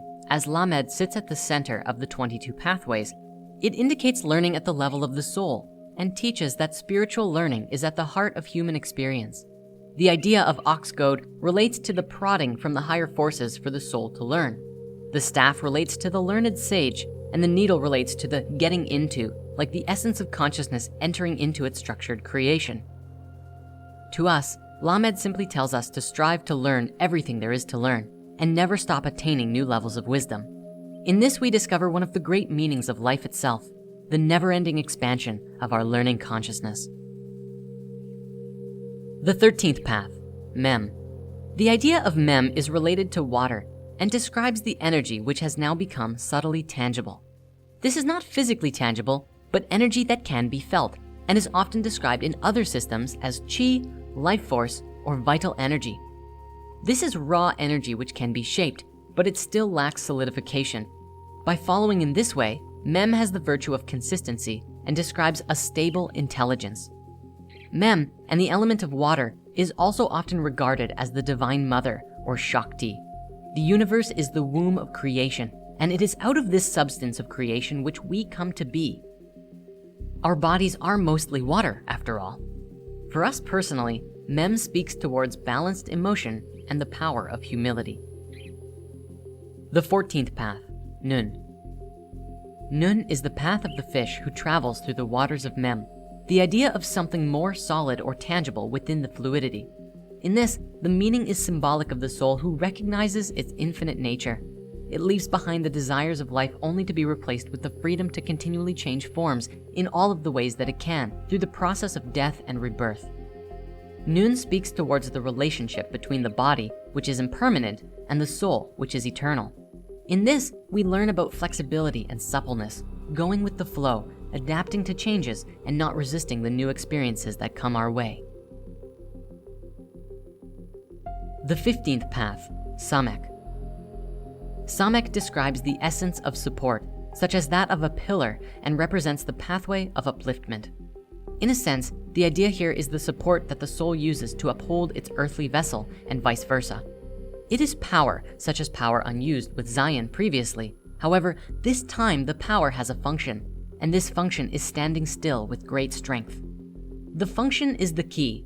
This is the power which supports all of the processes that led to something more solid begetting form within the waters of potentiality, so that it can have the strength and support to stay manifested. To us, Samek teaches us circular thinking, both to act for the good of the whole, not solely for the self, and simultaneously that in order to know spirit, we must know ourselves. The 16th path, Ayin. The letter Ayin relates to an eye and has to do with the illumination of that which is hidden and the observation and perception of images. These are most commonly thought of as mental or astral images, the ideas of what could still come to be formed physically.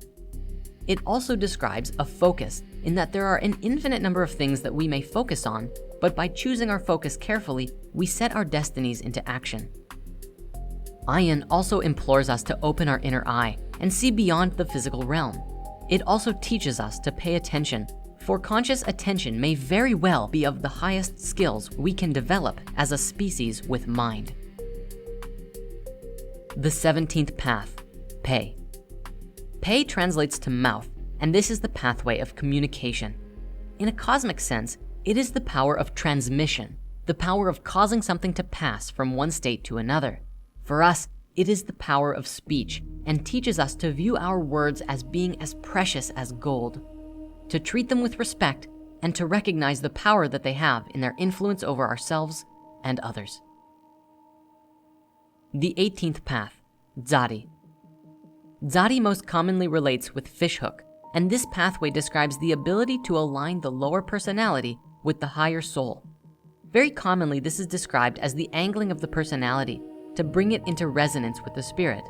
For us, the nature of Dzadi is righteousness and humility, facing our own inner evils and restoring balance within in order to bring the greater world around us back into harmony with nature. The 19th path, Kof. Kof relates with the back of the head and is associated with self-awareness.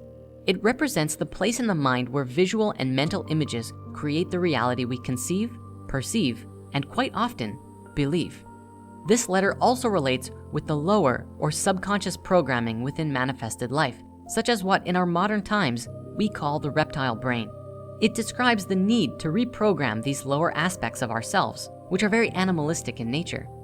These are our survival instincts and often quite violent or at the very least unrefined. In the brain, this action is all happening in the cerebellum, the basis of connection between the nervous system, brain, and body. The 20th path, Reish. Where Kof was the lower brain, Reish relates with the idea of the top of the head, and sometimes face, speaking towards the higher mind and the individual identity. Here there is power to interact with the world and structure and shape the world as we want.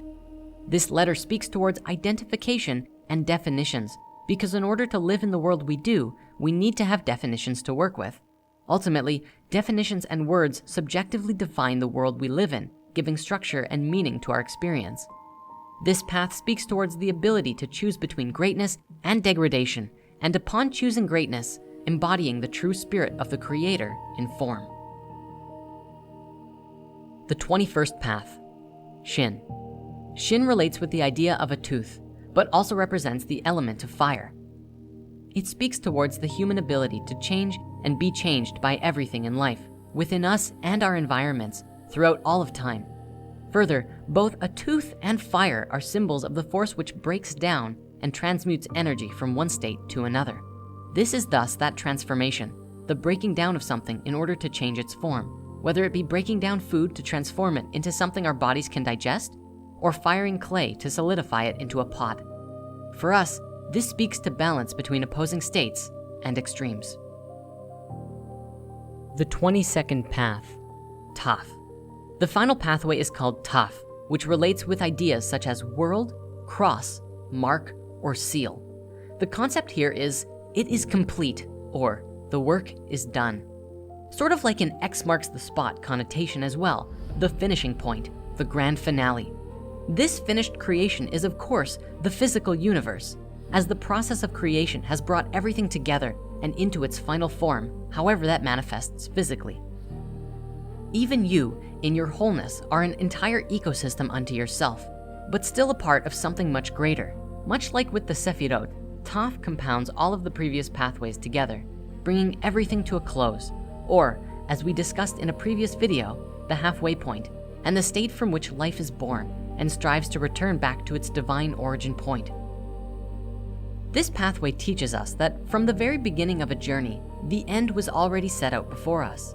In this way, we not only create the world we live in, but the heaven we are moving towards as well. If you follow Krishna and ascend in his style, you go to Krishna's heaven. If you follow Jesus and accomplish yourself as he did, you will go to Jesus's heaven.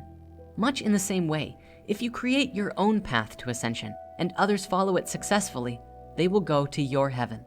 Understanding fully that all of these heavens are but one in the same, different vibrations or aspects of a greater, harmonious, unified body of creation. The end and the beginning are one, and Taf is the pathway of completion. The moment Taf is achieved, we begin again at Aleph, and the end becomes the beginning, and the beginning, the end. We've got another really fun one for you today.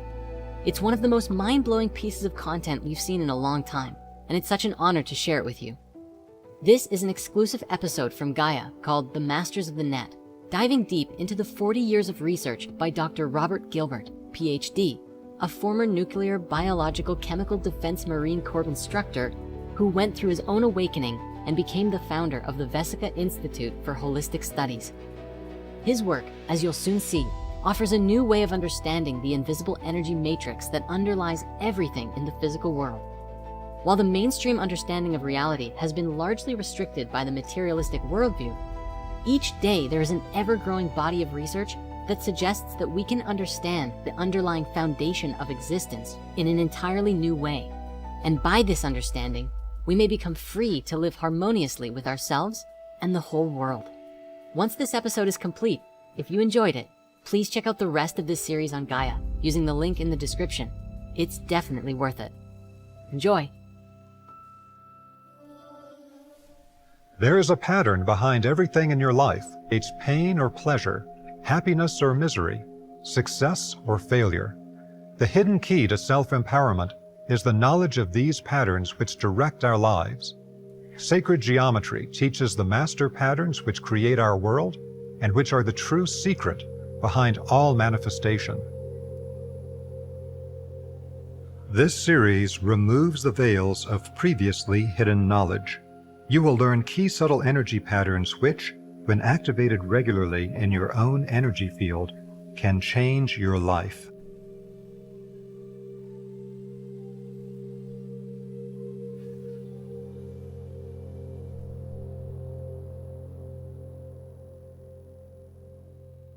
Welcome.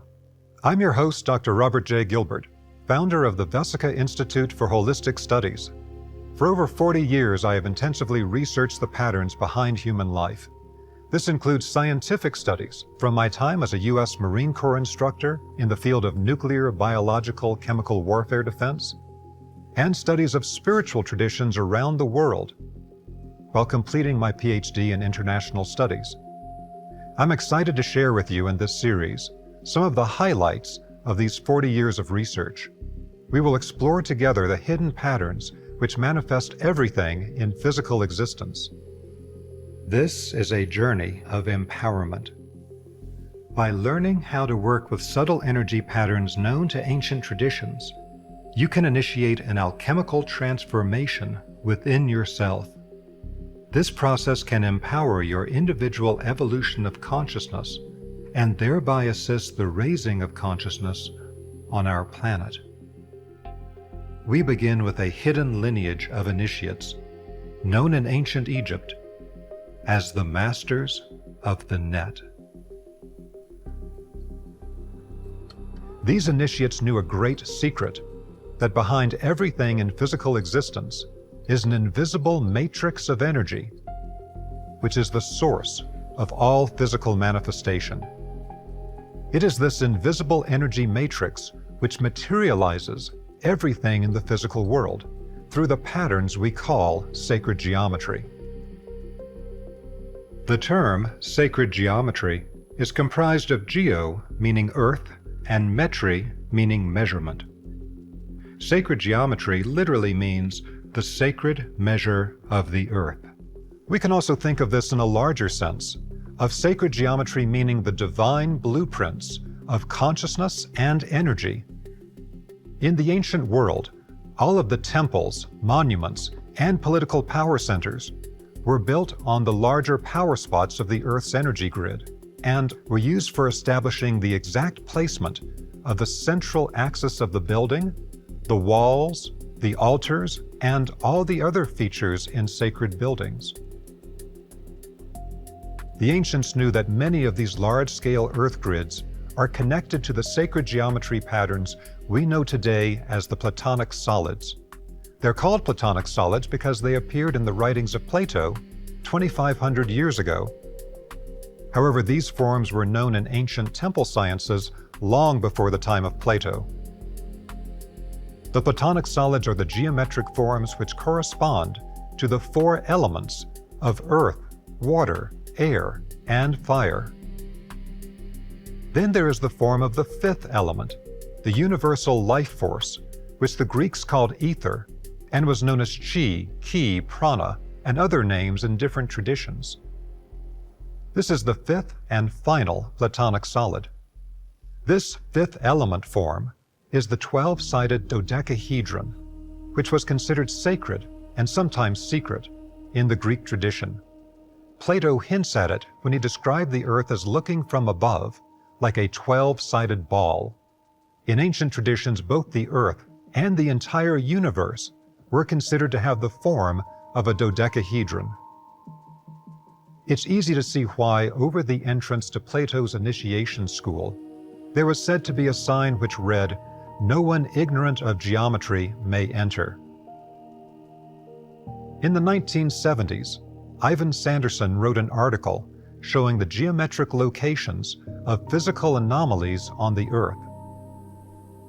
The most famous of these locations is the Devil's Triangle around Bermuda.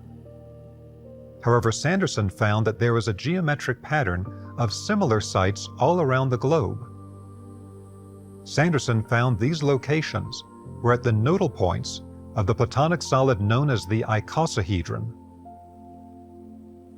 As we will see in a later episode of this series, the icosahedron is not only the sacred geometry shape for this part of the energy grid of the Earth, it is also known in science today as a key biological form, which appears, for example, in the geometric form of viruses, the most basic form of life. Researchers discovered that to make these Earth grid maps align properly to these sacred geometry patterns, point number 1 of the grid needed to be aligned to one of the world's great, large-scale power spots, Giza Plateau in Egypt. And so it is here, in the civilization of ancient Egypt, built on this primary power spot of the Earth grid, that we will find evidence of an ancient initiation system based on the invisible energy grids, which in ancient texts are often referred to as nets, or the net. In India, for example, the jeweled net of Indra is described as a net extending infinitely in all directions, with jewels which glitter like stars at every nodal point of the net. Every jewel reflects all the other jewels in itself. Other interpretations include that every bright jewel at the nodal points of the net is an Atman, which is the spirit core within human beings and all spiritual beings. Each Atman spirit core has the same divine essence as all others, but with their own unique qualities based on the karma they have generated through acting in the physical world. In the highest levels of modern physics, it is understood that physical matter is based on both physical particles in different states of vibration and on waves.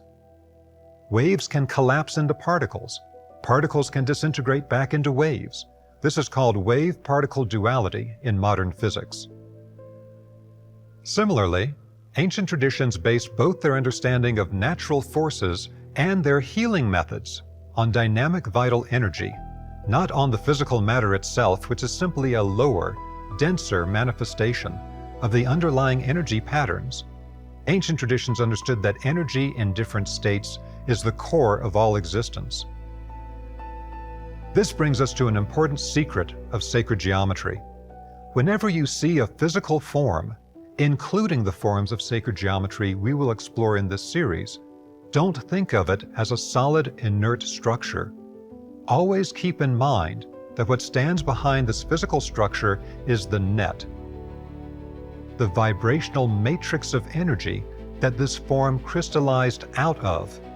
Remember that the physical form can change immediately when the background energy matrix changes.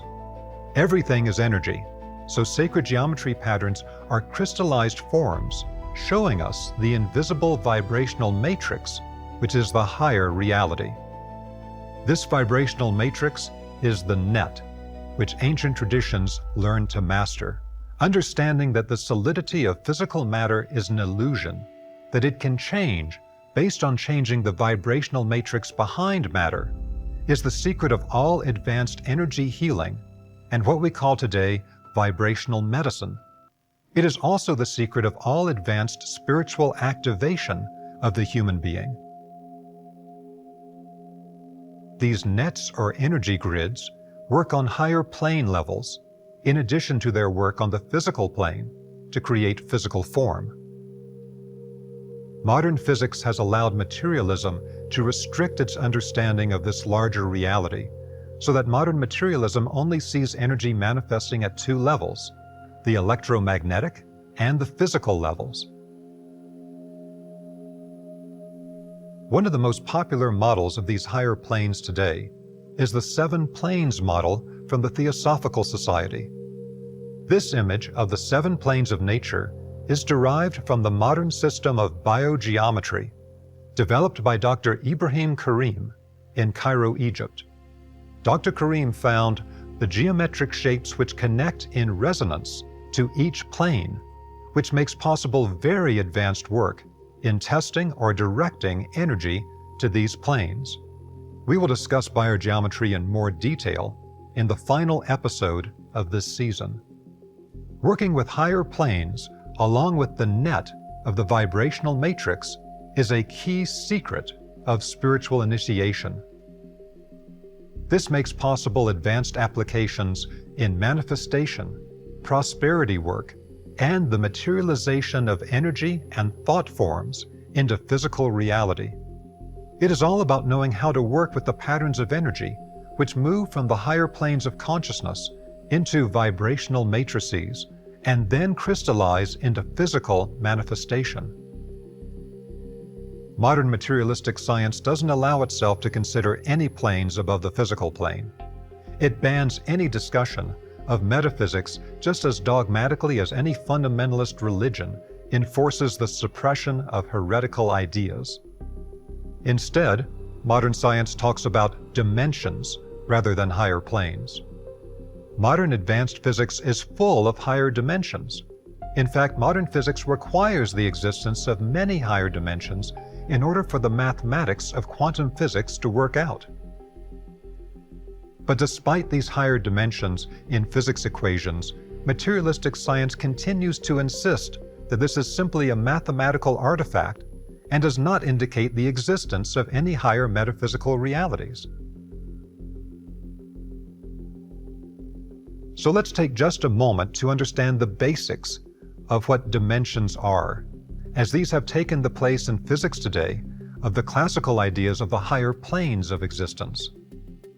Physics today teaches that our physical reality is literally a three-dimensional geometric grid, comprised of three axes, each at a 90-degree angle to the others. We start with 0 dimensions, which is a point, an energy center. In physics, it is connected to the idea of the singularity as the source of all creation.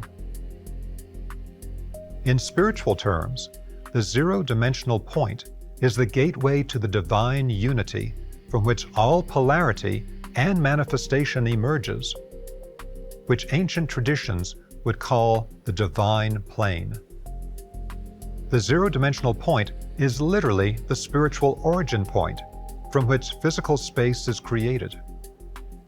To create the first dimension, the point moves parallel to itself to create a line.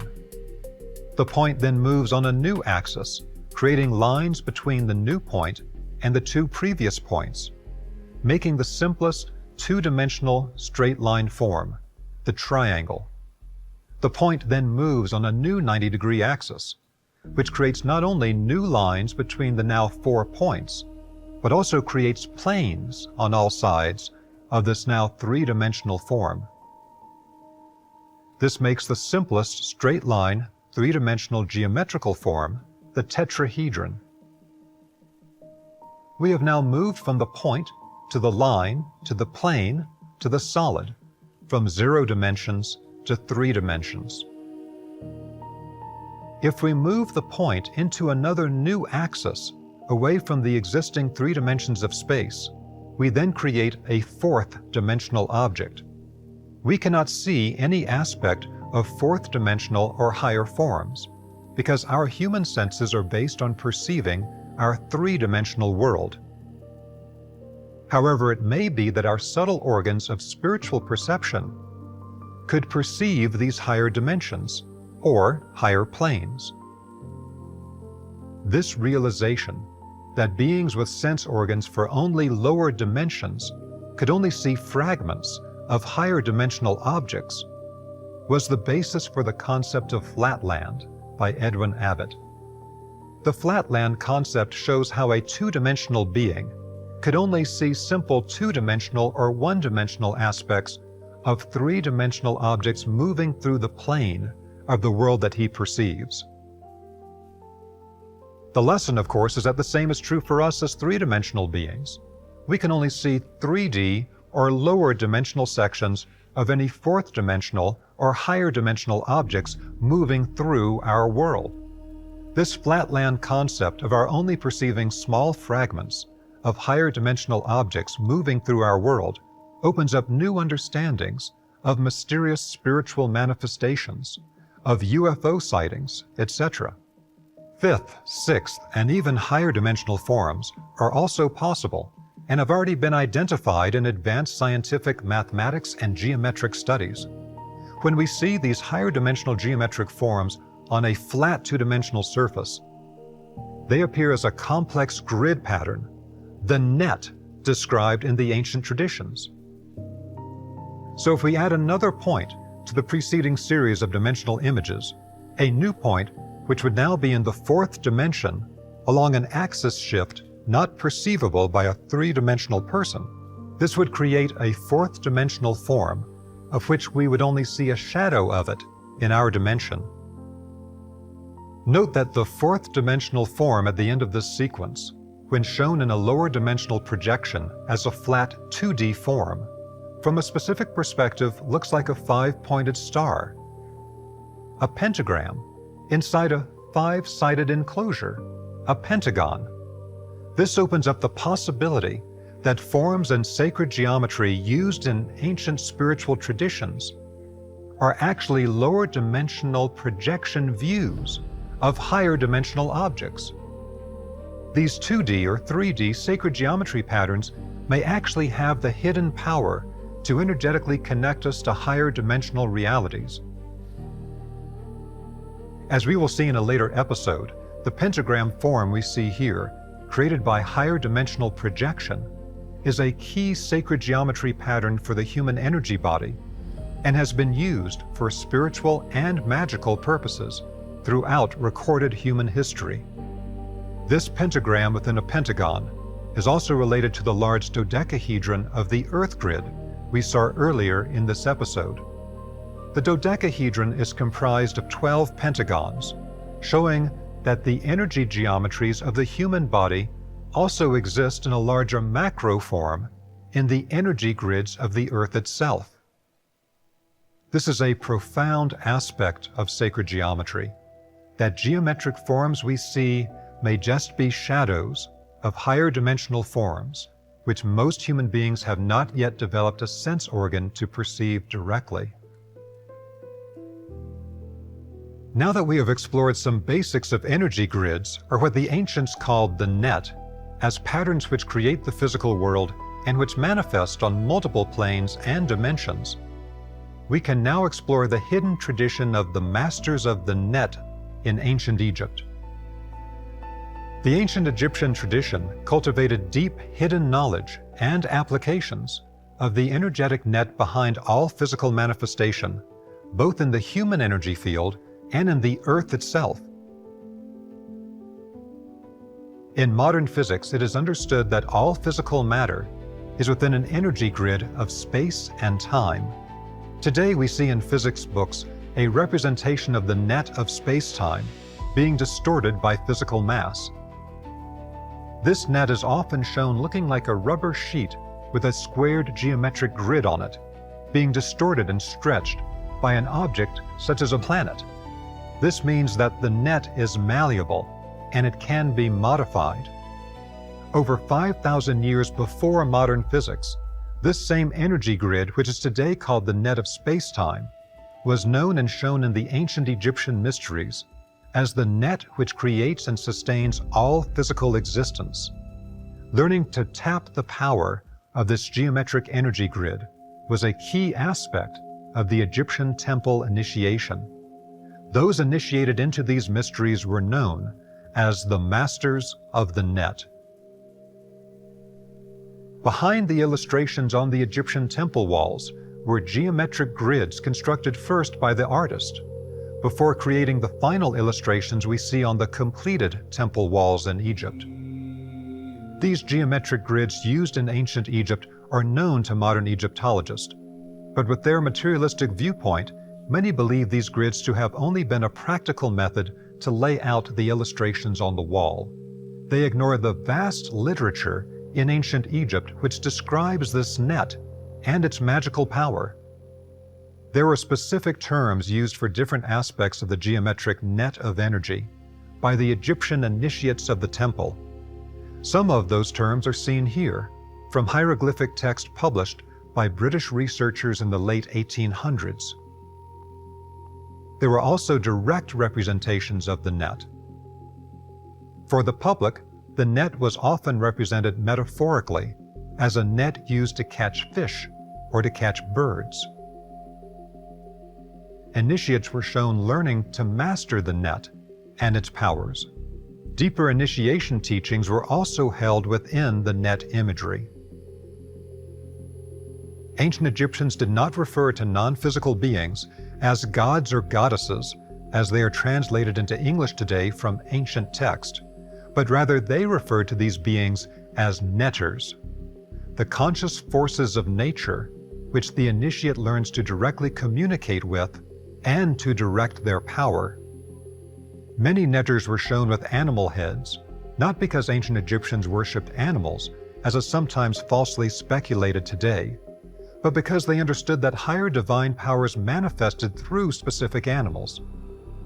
Just as today we say, clever as a fox. The ibis-headed netter was known to the ancient Egyptians as Jehute, but today we know this netter from the later corrupted Greek name, Thoth or Thoth. Jehute was understood to be the being who created and taught the Egyptian temple science. The non-physical servants of Jehute were depicted as baboons, casting nets into water to catch fish. Now, the deeper initiation knowledge behind this was that These fish caught in the net were in actuality the souls of the dead who are unable to consciously navigate through the non-physical worlds, and so became caught in the net. There's a specific teaching about this in the key Egyptian initiation text called the Book of Coming Forth into Light, which today we often call the Egyptian Book of the Dead. In this text, the initiate learns to navigate and master the net. In chapter 153, the initiate learns to consciously navigate through the net, as seen in this quote, "O you fishermen, you shall not catch me in your net. You shall not catch me in your nets in which you catch the unwary, for I know the net from its upper heights to its lower depths." This remarkable initiation text details all of the aspects of the net, from the earth out into cosmological bodies, and which aspects of the net connect to specific higher non-physical beings, the netters. The true master of the net is the initiate who has learned how to navigate through the net and learn how to use the net of the living energy matrix behind everything on the physical plane to develop powers that the uninitiated consider to be magical. In ancient Egypt, the netter of death and rebirth was named Azra, a name later corrupted in Greek to become Osiris. The sacred geometry form known as the backbone of Azra in ancient Egypt was the Djed pillar, which was erected each year in the raising of the Djed ceremony to connect heaven and earth. Just as the Egyptian temples connected power spots on the earth on which they were built to power spots in the heavens, and just as the human spine stands erect for us to be held between earth and heaven to act on the physical plane. The raising of the Djed pillar was the culmination of the mysteries of Azra, or Osiris. In the ancient Egyptian document, which is today known as the Westcar Papyrus, one of the highest masters of the net in ancient Egypt is described as the Jedi, based on the Djed pillar being the backbone of Azra connecting heaven and earth. The Jedi derives extraordinary powers from using the net to control natural forces. One story in the Westcar Papyrus describes a master of the net, a high priest for Pharaoh Snofru, who parts the waters of a lake, making a part of a lake dry so that a valuable piece of jewelry can be reclaimed from its floor. Today, such miracles, or magic, are associated with the parting of the Red Sea by Moses, described in the Old Testament. However, these abilities to control natural forces were in fact a part of the masters of the net initiation lineage from which Moses derived his knowledge during his training in the Egyptian temples. Similarly, the use of the staff by Moses is directly derived from the training in the use of the staff in the Egyptian temples. The staff acts as an antenna for detecting and projecting higher forces based on the designs and shapes on the staff. In the Westcar Papyrus, after the story of the priest who parts the waters for the Pharaoh, the story of the Jedi is introduced. He is said in this ancient Egyptian text to specifically have the power to restore life to the dead and to know hidden secrets of the ancient temples. The term used in recent times in the Star Wars film series of a Jedi Knight who can direct the Force thus carries a powerful subconscious resonance and attraction for people today. This is because it comes from the Hekau system of words of power in ancient Egypt, specifically the terms Djed and Jedi. The lightsaber in Star Wars sometimes resembles the form of the Djed pillar as well. From ancient Egypt, the hidden knowledge of the net spread to other cultures in the Western tradition as well.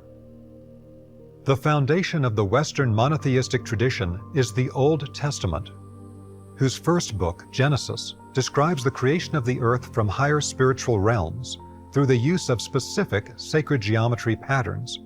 The very first statement in Genesis, in Hebrew, is Bereshit. Note that in the Hebrew original text, there are no divisions of the letters into words, just an unbroken stream of letters which can be divided and interpreted in deeper ways within the Kabbalistic mysteries. Bereshit is usually translated into English as meaning in the beginning. But in the deeper Kabbalistic teachings, it also literally means the net, or God creates the net, as the beginning of creation.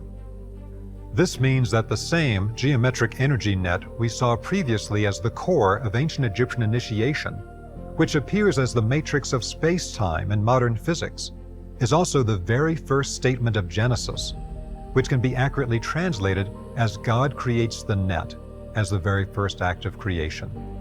The Jewish tradition is well known for avoiding visual images of divine realities.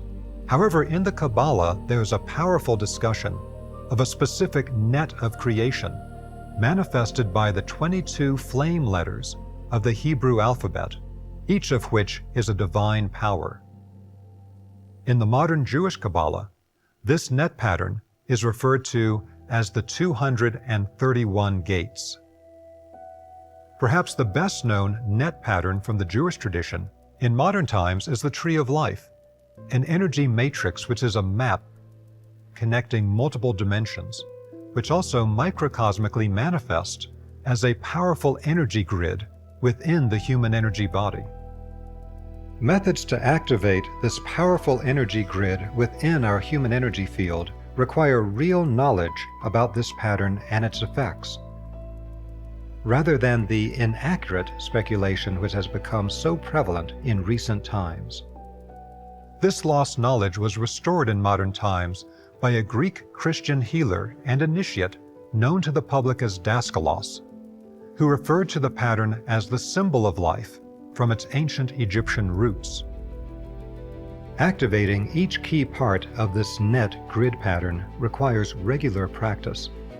We will show you a simplified method where you will activate this pattern one section at a time, so that by the end of this series, you will have learned how to activate the full pattern in your energy field. Please be aware that this can be an extremely powerful practice, which can accelerate your path of personal evolution and can even beneficially transform your spiritual destiny. We will in this series refer to this powerful sacred geometry grid in the human energy field as the grid of life design, or referred to in short by the acronym GOLD.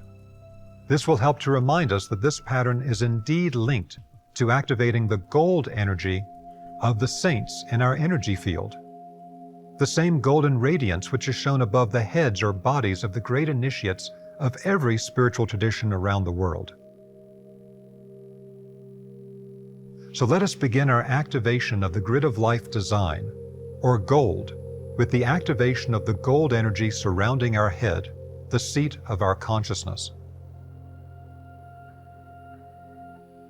If you'd like to do the practice now, please see the companion video for this episode. Otherwise, please set an intention to come back and do the practice at a later time.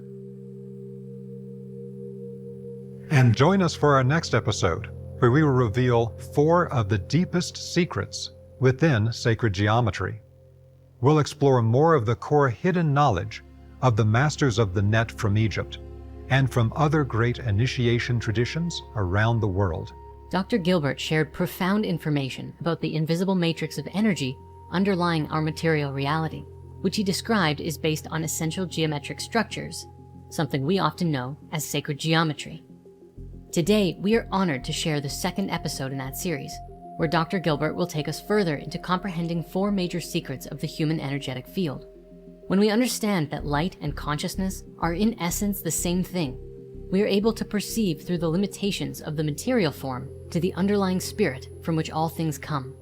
Buckle up, this is an amazing video.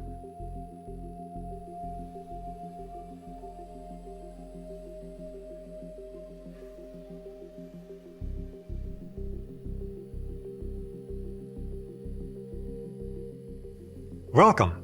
I'm your host, Dr. Robert J. Gilbert. In this episode, we will explore 4 major secrets of sacred geometry. These secrets will guide us into learning a very powerful method which can activate any energy center in your body or energy field. You'll learn in this episode how to apply this method to activate the most important energy center in the human head, what in the Himalayan tradition is called the Cave of Brahma. This exploration will lead us into the highest sources of inspiration and spiritual visions, and into the many levels of our multi-dimensional world. Our first great secret of sacred geometry reveals the true source of all physical manifestation. This secret is that sacred geometry patterns are in reality thought forms in the mind of God, which become the divine blueprints for all of creation. Let's start with an important development in human spiritual evolution, that large numbers of human beings are increasingly experiencing inner visions of the sacred geometry patterns behind the physical plane, along with visions of the higher worlds which interact with the physical. These sacred geometry thought forms which more and more people are experiencing are in actuality packets of divine consciousness, holding inside of them pure structural patterns, which then move down from the higher planes to manifest on every level of creation.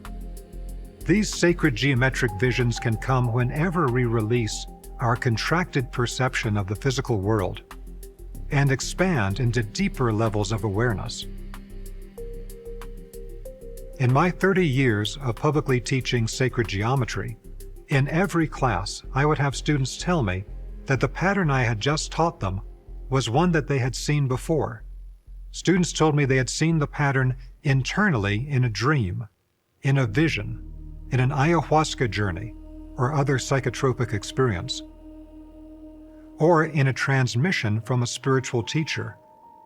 In some cases, they had been taught a specific sacred geometry pattern as a private secret of a tradition into which they received initiation, being told they could never mention it to anyone outside the tradition, and then being astonished when they found out in my class that it was actually a part of the complete sacred geometry pattern language known to multiple traditions.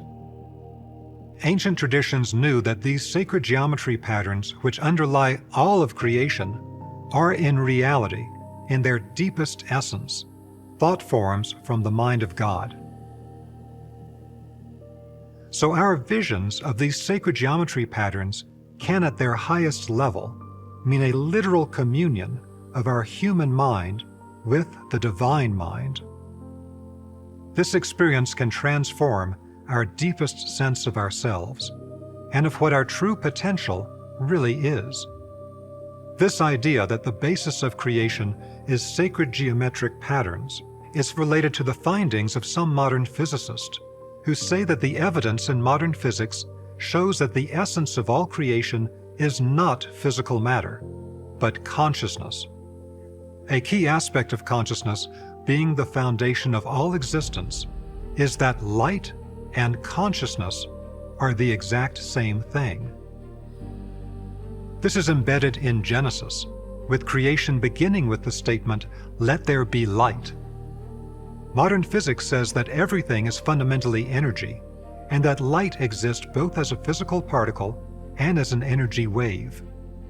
Light is the fundamental constant of nature, linking the concepts of physical mass and energy together in the famous E=mc² equation of Einstein. Light sets the speed limit for the physical plane. Modern physics says that nothing in the physical world can travel faster than the speed of light. This has all led to the concept that everything physical is actually made of light, and that physical matter is simply light energy in a specific state of materialization. Ancient traditions knew that when consciousness is experienced externally, it appears as light. And when light appears internally, inside of us, we experience it as consciousness. This is why auras of brilliant light are always sown in classical traditions around great initiates, either just around their head with the activation of their consciousness, or around their entire body and energy field, with higher levels of initiation and self-transformation. This brings us to what we might call the first letter in the alphabet of sacred geometry forms which create the world. This is the ancient symbol of the point in the center of the circle. This was the hieroglyph for the spiritual being of the sun, Ra'ah, in ancient Egypt, and became the image for the sun in astrology. Just as creation comes from light, the source of light and life in our earthly lives is the sun. This same symbol is used as the sign for gold in alchemy. Ancient traditions understood gold to be a physical crystallization of the same energy quality as in sunlight. This pattern is also the sign for the Godhead, the source of creation, in both the Rosicrucian and Masonic traditions. As seen in this image, based on the work of the Rosicrucian initiate Rudolf Steiner. The Godhead is the divine unity, the original unified field where all is one. The macrocosm is the higher world which emerges from that unity. The macrocosm contains the Godhead broken up into discrete pieces, into a multitude of spiritual beings, worlds, and creative processes. The microcosm contains that same totality of the Godhead, but broken up into pieces of denser, smaller levels of manifestation, reaching down to the vital energy, physical, and electromagnetic levels. We will see in a future episode that the hexagram of the macrocosm and the pentagram of the microcosm are sacred geometry keys to unlocking two essential levels of every human being: the astral body of consciousness and the etheric or pranic body of vital energy. These are also key parts of the Merkaba, the human soul vehicle. We have to switch our understanding of sacred geometry from being static forms to instead focus on the living, dynamically vibrating energy fields which create these forms. When dealing with sacred geometry forms like the point in the center of the circle, think of these forms as being similar to electronic circuit diagrams, showing energy patterns which we can directly apply for practical purposes. The point in the center of the circle is a two-dimensional image. It becomes in 3 dimensions the point in the center of the sphere of creation, with dynamic movement between the center and the boundary of creation within the sphere. In modern physics, the so-called Big Bang theory is misunderstood by most of the general public. The theory does not say that some unknown explosion filled up an already existing space and time with physical things. Rather, it says that an original outward movement from a zero-dimensional point, the singularity, created space and time through the outward expansion of the point, which created an expanding sphere of the 3-dimensional physical world that we live in. In other words, a sacred geometric movement from the point to the surrounding sphere is the foundation of all creation in modern physics. The concept that the geometric center is the source of all creation and is a literal gateway to the divine plane is found in classical spiritual traditions. It is prominent in the Indian tradition as the Bindu point of divine light, found in the exact center of Indian yantras, of the mandalas of Eastern traditions, and sacred geometric forms in general. In modern times, Dr. Ibrahim Karim of Cairo, Egypt, has demonstrated that there is a powerful, subtle energy quality that is literally present in the center of all geometric forms. This powerful energy of the center appears in both 2-dimensional geometric drawings and in three-dimensional forms. As long as the boundary information of the geometric form is present in space, like a conducting wire in an electrical circuit, this subtle energy appears in the center of the geometric form. Dr. Karim developed methods to directly detect and apply this powerful subtle energy of the center, leading to the creation of the new energy science called biogeometry. The subtle energy quality from the geometric center, Dr. Karim was able to demonstrate replicatable biological effects on living beings at the Egyptian National Research Center and in multiple international university and medical studies.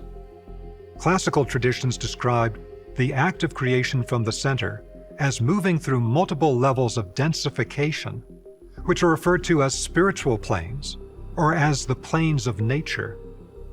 The initial zero-dimensional point of creation, which physics calls the singularity, in metaphysics is known as the divine plane. This point of the divine plane is the key to the unified field, beyond any polarity which exists in lower worlds of manifestation.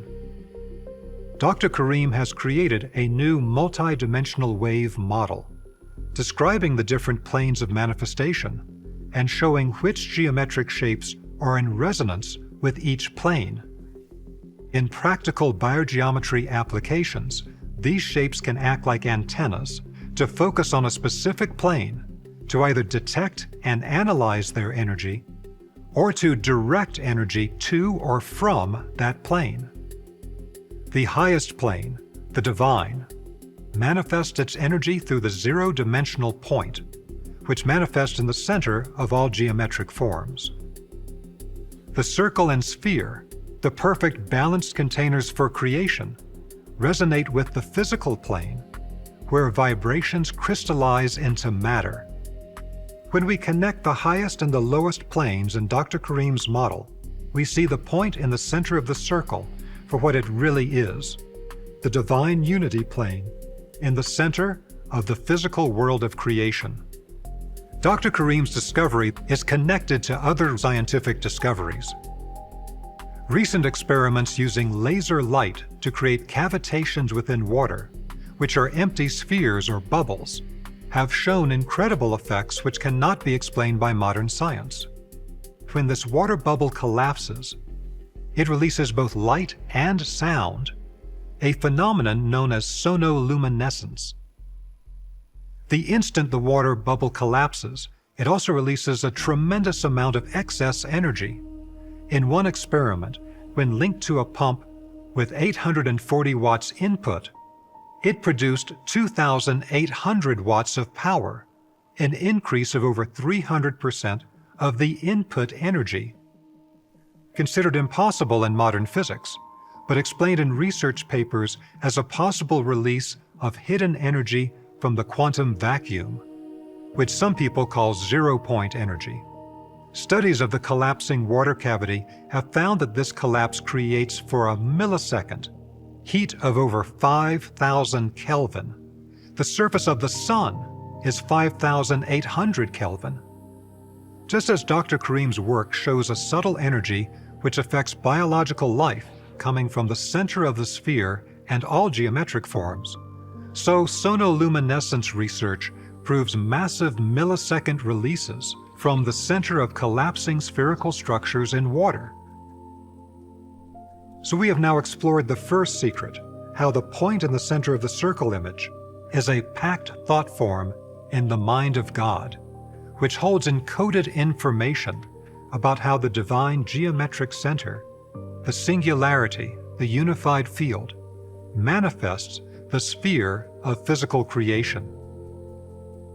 We now come to a second great secret of sacred geometry, which is that every human being can develop the ability to perceive, create, and send these divine packed thought forms of sacred geometry.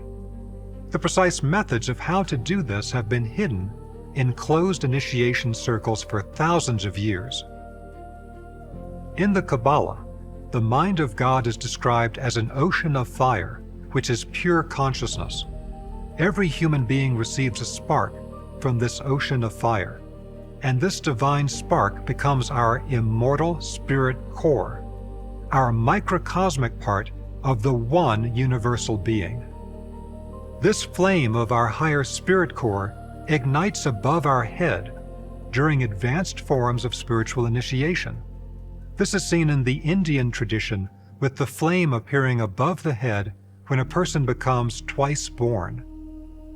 And in Christianity, it is seen in the flames above the heads of the disciples, led by Mary Magdalene, at Pentecost. In the Western spiritual tradition, it is said that humanity is the microcosm of the macrocosm, and that we are the crown of creation. This means that every human being has within them all the planes of creation, all the powers of the Godhead, but in a latent and sleeping form, which must be awakened. This is a process of illumination, in other words, increasing our internal light, which we have seen as the external manifestation of divine consciousness itself. We have this incredible slumbering potential because we are a direct emanation of the Godhead, reduced in scale to the microcosmic level, but with all the inherent qualities and powers of the divine. The law of attraction, that you will attract to yourself what you create in your consciousness, is an example of modern teachings on the power of the human mind to create. Science of mind and related mental healing methods are examples of the power of the human mind to heal and to create the fundamental conditions of both illness and health, depending on how skillfully we use our minds. Many healers have found that when they combine the clear, focused creation of a thought form holding the desired state of health with whatever method of healing they are applying, that the results improve, sometimes miraculously. This method is very powerful when the light of our consciousness, our mind power, is focused and coherent like a laser light. It is also strengthened when beneficial spiritual beings and energies are lovingly asked to help with the healing. This ability to perceive or create thought forms at the higher macrocosmic level is not based on thinking in words. It is a higher order thinking in mental images, in sounds, in internal vibrational states. It is a thinking that lives and plays in the vibrational essence behind physical things. In humanity's current state of evolution, we break down information into thinking in words, one word at a time, to represent every separate component of the thought, and then we slowly build up larger concepts. But this is a very slow method. But for angelic beings and more advanced non-physical beings, they can communicate through an instantaneous transmission of a thought form containing densely packed information. We can use the terminology of the late French medical doctor Samuel Sagan, founder of the modern clairvision school, and call these higher-level dense packets of consciousness packed thought forms. Every human being has experienced this type of packed thought form when we have been thinking about some issue, and then we get into a relaxed state. And then in this open state, we receive a packed thought form in an instant, which contains a huge amount of embedded information. This is the eureka moment. This is the vision received in the vision quest. This is the transmission received from the spiritual teacher or an angelic being. This is the opening of our awareness to merge with a higher field of consciousness. This secret of packed thought forms brings us to our third secret, that the sacred geometric structures of the human energy body are keys to access our latent spiritual powers. The difference between an ordinary person and a spiritual adept is that the latter has an energy field which is highly activated and sacred geometrically structured. This makes available to them higher states of consciousness and other powers, which appear magical to ordinary people who are stuck in dense, toxic energy fields. For this reason, hidden traditions of initiation around the world train their students to understand where the key spiritual centers are in their energy field and how to activate them. This knowledge of the sacred geometry structures of the human energy system opens up a hidden world which controls health and illness, our mind and emotions, and our latent spiritual potential. There are many different sacred geometry structures in our energy bodies. It's a huge science in itself. Let's clarify now just a few structures which provide the background we need for the powerful energy activation practice you will learn at the end of this episode. The primary energy axis of our body is our central column of energy, which runs in the absolute vertical midline of our body, from the crown center to the perineum at the base of the abdomen. This central column is not the same as the spinal energy circuit described in many traditions. The very existence of this midline central column was kept secret by many traditions, and it features prominently in many of the most powerful spiritual activation practices. In the exact center of the central column runs a golden thread of divine energy, which holds the original unity energy of the divine plane inside the central column in our body.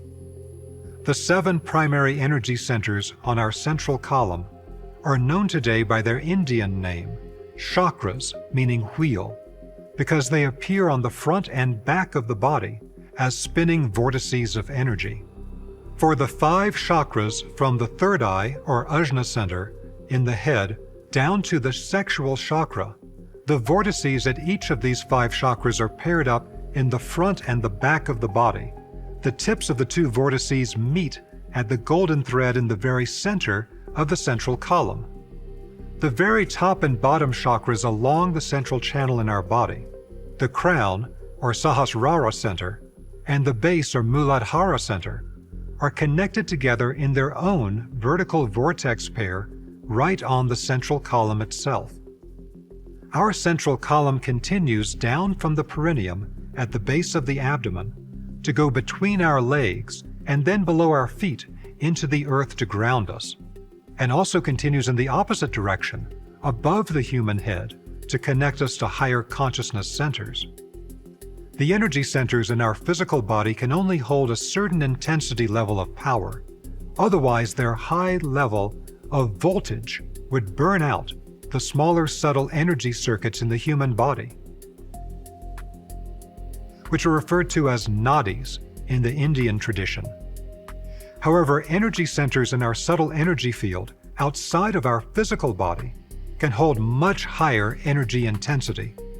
This means that the true energy centers we need to activate in order to fully perceive, create, and transmit packed thought forms are actually outside the physical body, in our greater energy field. However, before we can activate these higher centers outside of the physical body in a balanced way, we must activate and have our spirit fully inhabit the key chakras in our body. In our modern culture, which is very intellectual and thinking-centric, the third eye chakra is often the first chakra to be activated. The third eye chakra is named Ajna in Sanskrit, which means both to perceive and to command. We can use the mind power and light generated by the activated third eye chakra to help activate all the other chakras in the body and energy field. The third eye chakra is often misunderstood in Western circles to be an energy center only in the front of the head between the eyebrows. But as we have seen, there's actually a front and back vortex pair connecting at the third eye chakra. In reality, the third eye is a multi-dimensional geometric structure which runs as a horizontal cylinder of energy from between the eyebrows, connects to the central column in the center of the head, and then continues through to the back of your head. Just as the 3 90-degree axes of space define the three-dimensional physical world, so it defines the sacred space in the center of the third eye cylinder.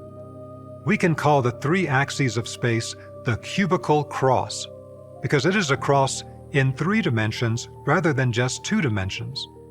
And this 3-axis cross is the structural infrastructure of the cube shape, connected to 3-dimensional physical manifestation. The first axis of the cubical cross in the head is the front-back axis just mentioned, the horizontal cylinder of energy running from between the eyebrows to the area of the bump in the back of your head. The second 90-degree axis is the top-down vertical line of the central column we discussed previously. The third axis is the side-to-side axis. This can be experienced by putting your attention at the top of both ears and becoming aware of an axis running through the 2 brain hemispheres and the corpus callosum between the hemispheres. Where these 3 axes meet in the cubical cross of our head is at the location of the 3rd ventricle of the brain. This is a key spiritual center in the human body, called the Cave of Brahma in the Indian tradition. This is a large open area of the brain through which flows the cerebrospinal fluid, a true water of life. The cerebrospinal fluid is a completely different bodily fluid system than the blood or the lymph systems. It is literally a liquid ocean which pulses through the human spine and brain, making life and movement possible in the human body. On the periphery of the 3rd ventricle, within this liquid ocean, are both the pineal and the pituitary glands. These glands are understood in classical traditions to be the key anchors for spiritual development in the human body, in addition to their powerful physical functions as sources of neurotransmitters and body-regulating secretions. By activating the center area of the cubical cross in the head, the Cave of Brahma, your entire head system is both activated and stabilized. Activating the Cave of Brahma also ignites other energy activations throughout the entire human energy field.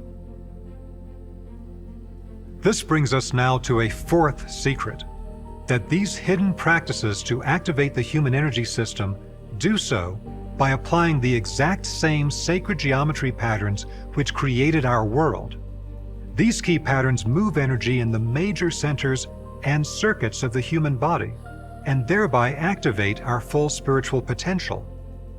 This 4th secret connects us to the energetic practice from our first episode, where you learn to activate the first segment of the powerful net energy grid of the human body, which we call the Grid of Life Design, or GOLD. In that first practice, you learn to connect 3 powerful energy centers around your head into a golden triangle, which clears and elevates our consciousness to higher levels. However, we perform that practice in a very simple way, just putting our attention on each of the 3 energy centers and then mentally connecting them. We can now make these energy activations much stronger and more effective by using a precise sacred geometry pattern. This advanced method applies the core manifestation pattern we explored earlier in this episode, the point in the center of the circle, which is the dynamic movement from the divine unity center to the spherical boundary of creation and back again. To apply this powerful pattern for energy activations, we must first understand that to live and survive in our external 3-dimensional physical world, we usually move our attention outwards through our physical senses, out into all directions in the world around us. This is the movement from the divine center to the surrounding sphere, the external boundary. The first part of this energy activation practice is to reverse the usual outward movement of our attention back into the center which it comes from. To put it very simply, for physical awareness, we move outwards to our periphery. For spiritual awareness, we move the opposite direction inwards back into the center. By pulling our attention back into the very center of any energy center in the body, we move through layers of the subtle body until we touch the divine core at the center, the 0-dimensional point or 0 point. By pulling our energy and consciousness back into the divine center, we activate that center.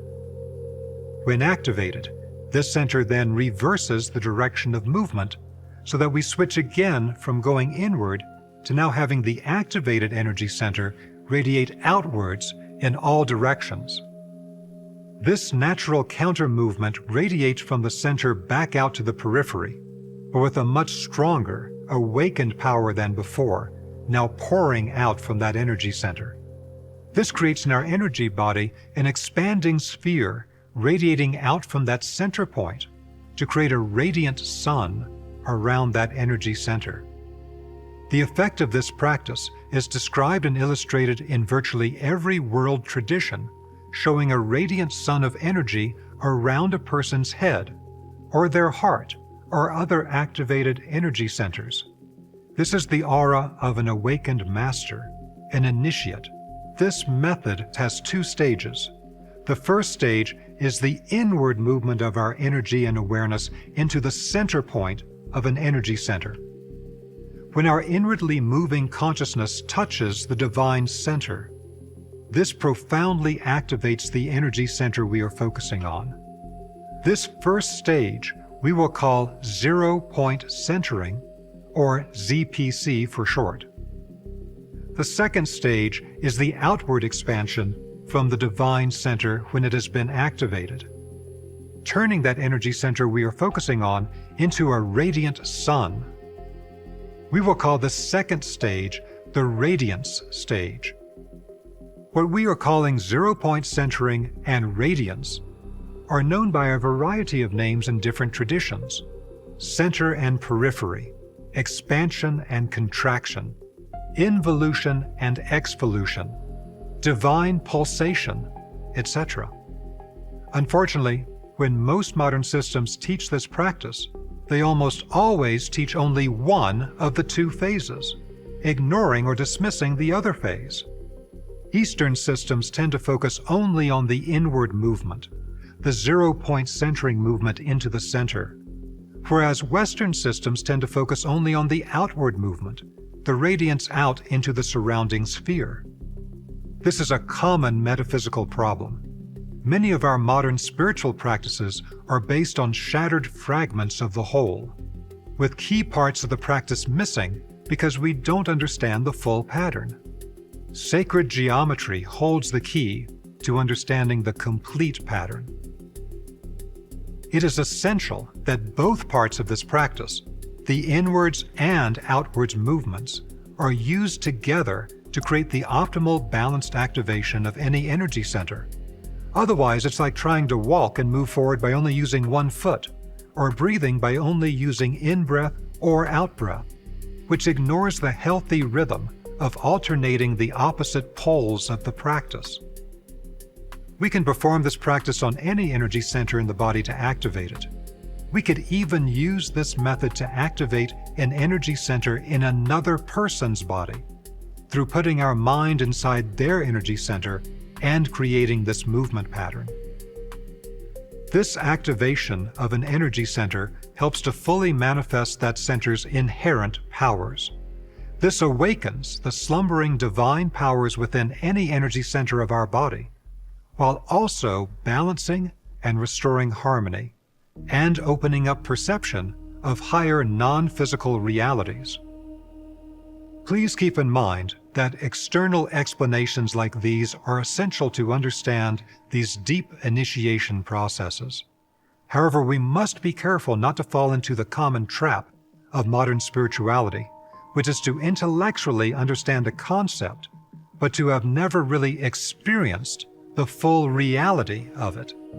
Only by experiencing the practice will you truly know and be benefited by it.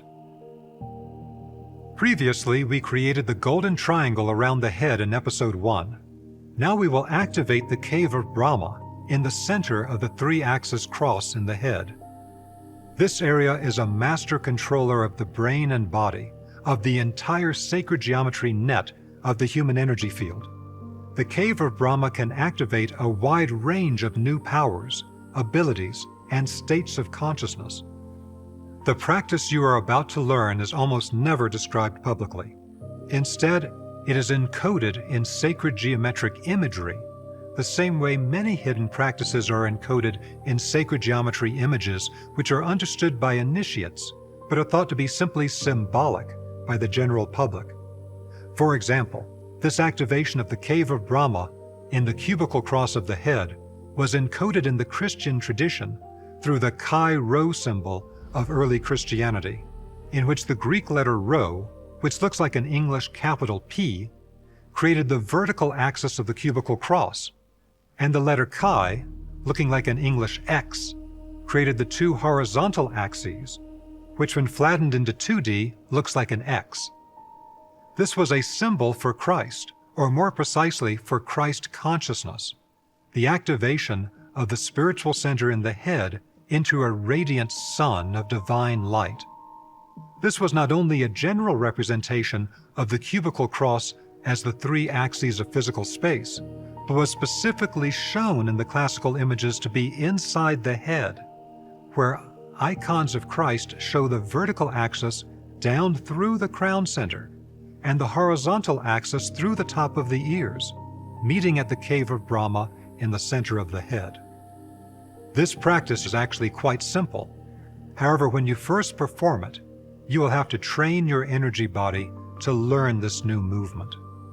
Just as we have to train the physical muscles of our body to perform the movements of a new sport or activity, so we have energetic muscles in our energy field, which most people have no idea even exist. These energetic muscles are in an atrophied state, just as if we had not used a physical muscle for decades. So in the beginning, we will need to apply more effort to flex this atrophied energetic muscle again. But through repeated practice, you will find it easier and easier each time to make the sacred geometric energy movement. The practice becomes in time almost effortless, and more powerful and tangible with every repetition. This powerful contraction-expansion at any energy center brings it back to life and pulsating, just as expansion and contraction of a physical muscle during weightlifting leads to physical growth. This practice of zero-point centering and radiance, done specifically in the center of the cubical cross in the cave of Brahma, may also activate a range of internal energy circuits in your body, giving rise to sensations or internal perceptions of light, color, and vibration. In summary, this is a very effective practice which will allow you to powerfully activate any energy center in your field. If you'd like to do the practice now, please see the companion video for this episode. Otherwise, please set an intention to come back and do the practice at a later time. Please join us for our next episode where we will explore the sacred geometry secrets of the Cup of the Holy Grail, and you will learn how to use this form to activate and recharge your entire energetic field. See you then. So, pretty amazing, right?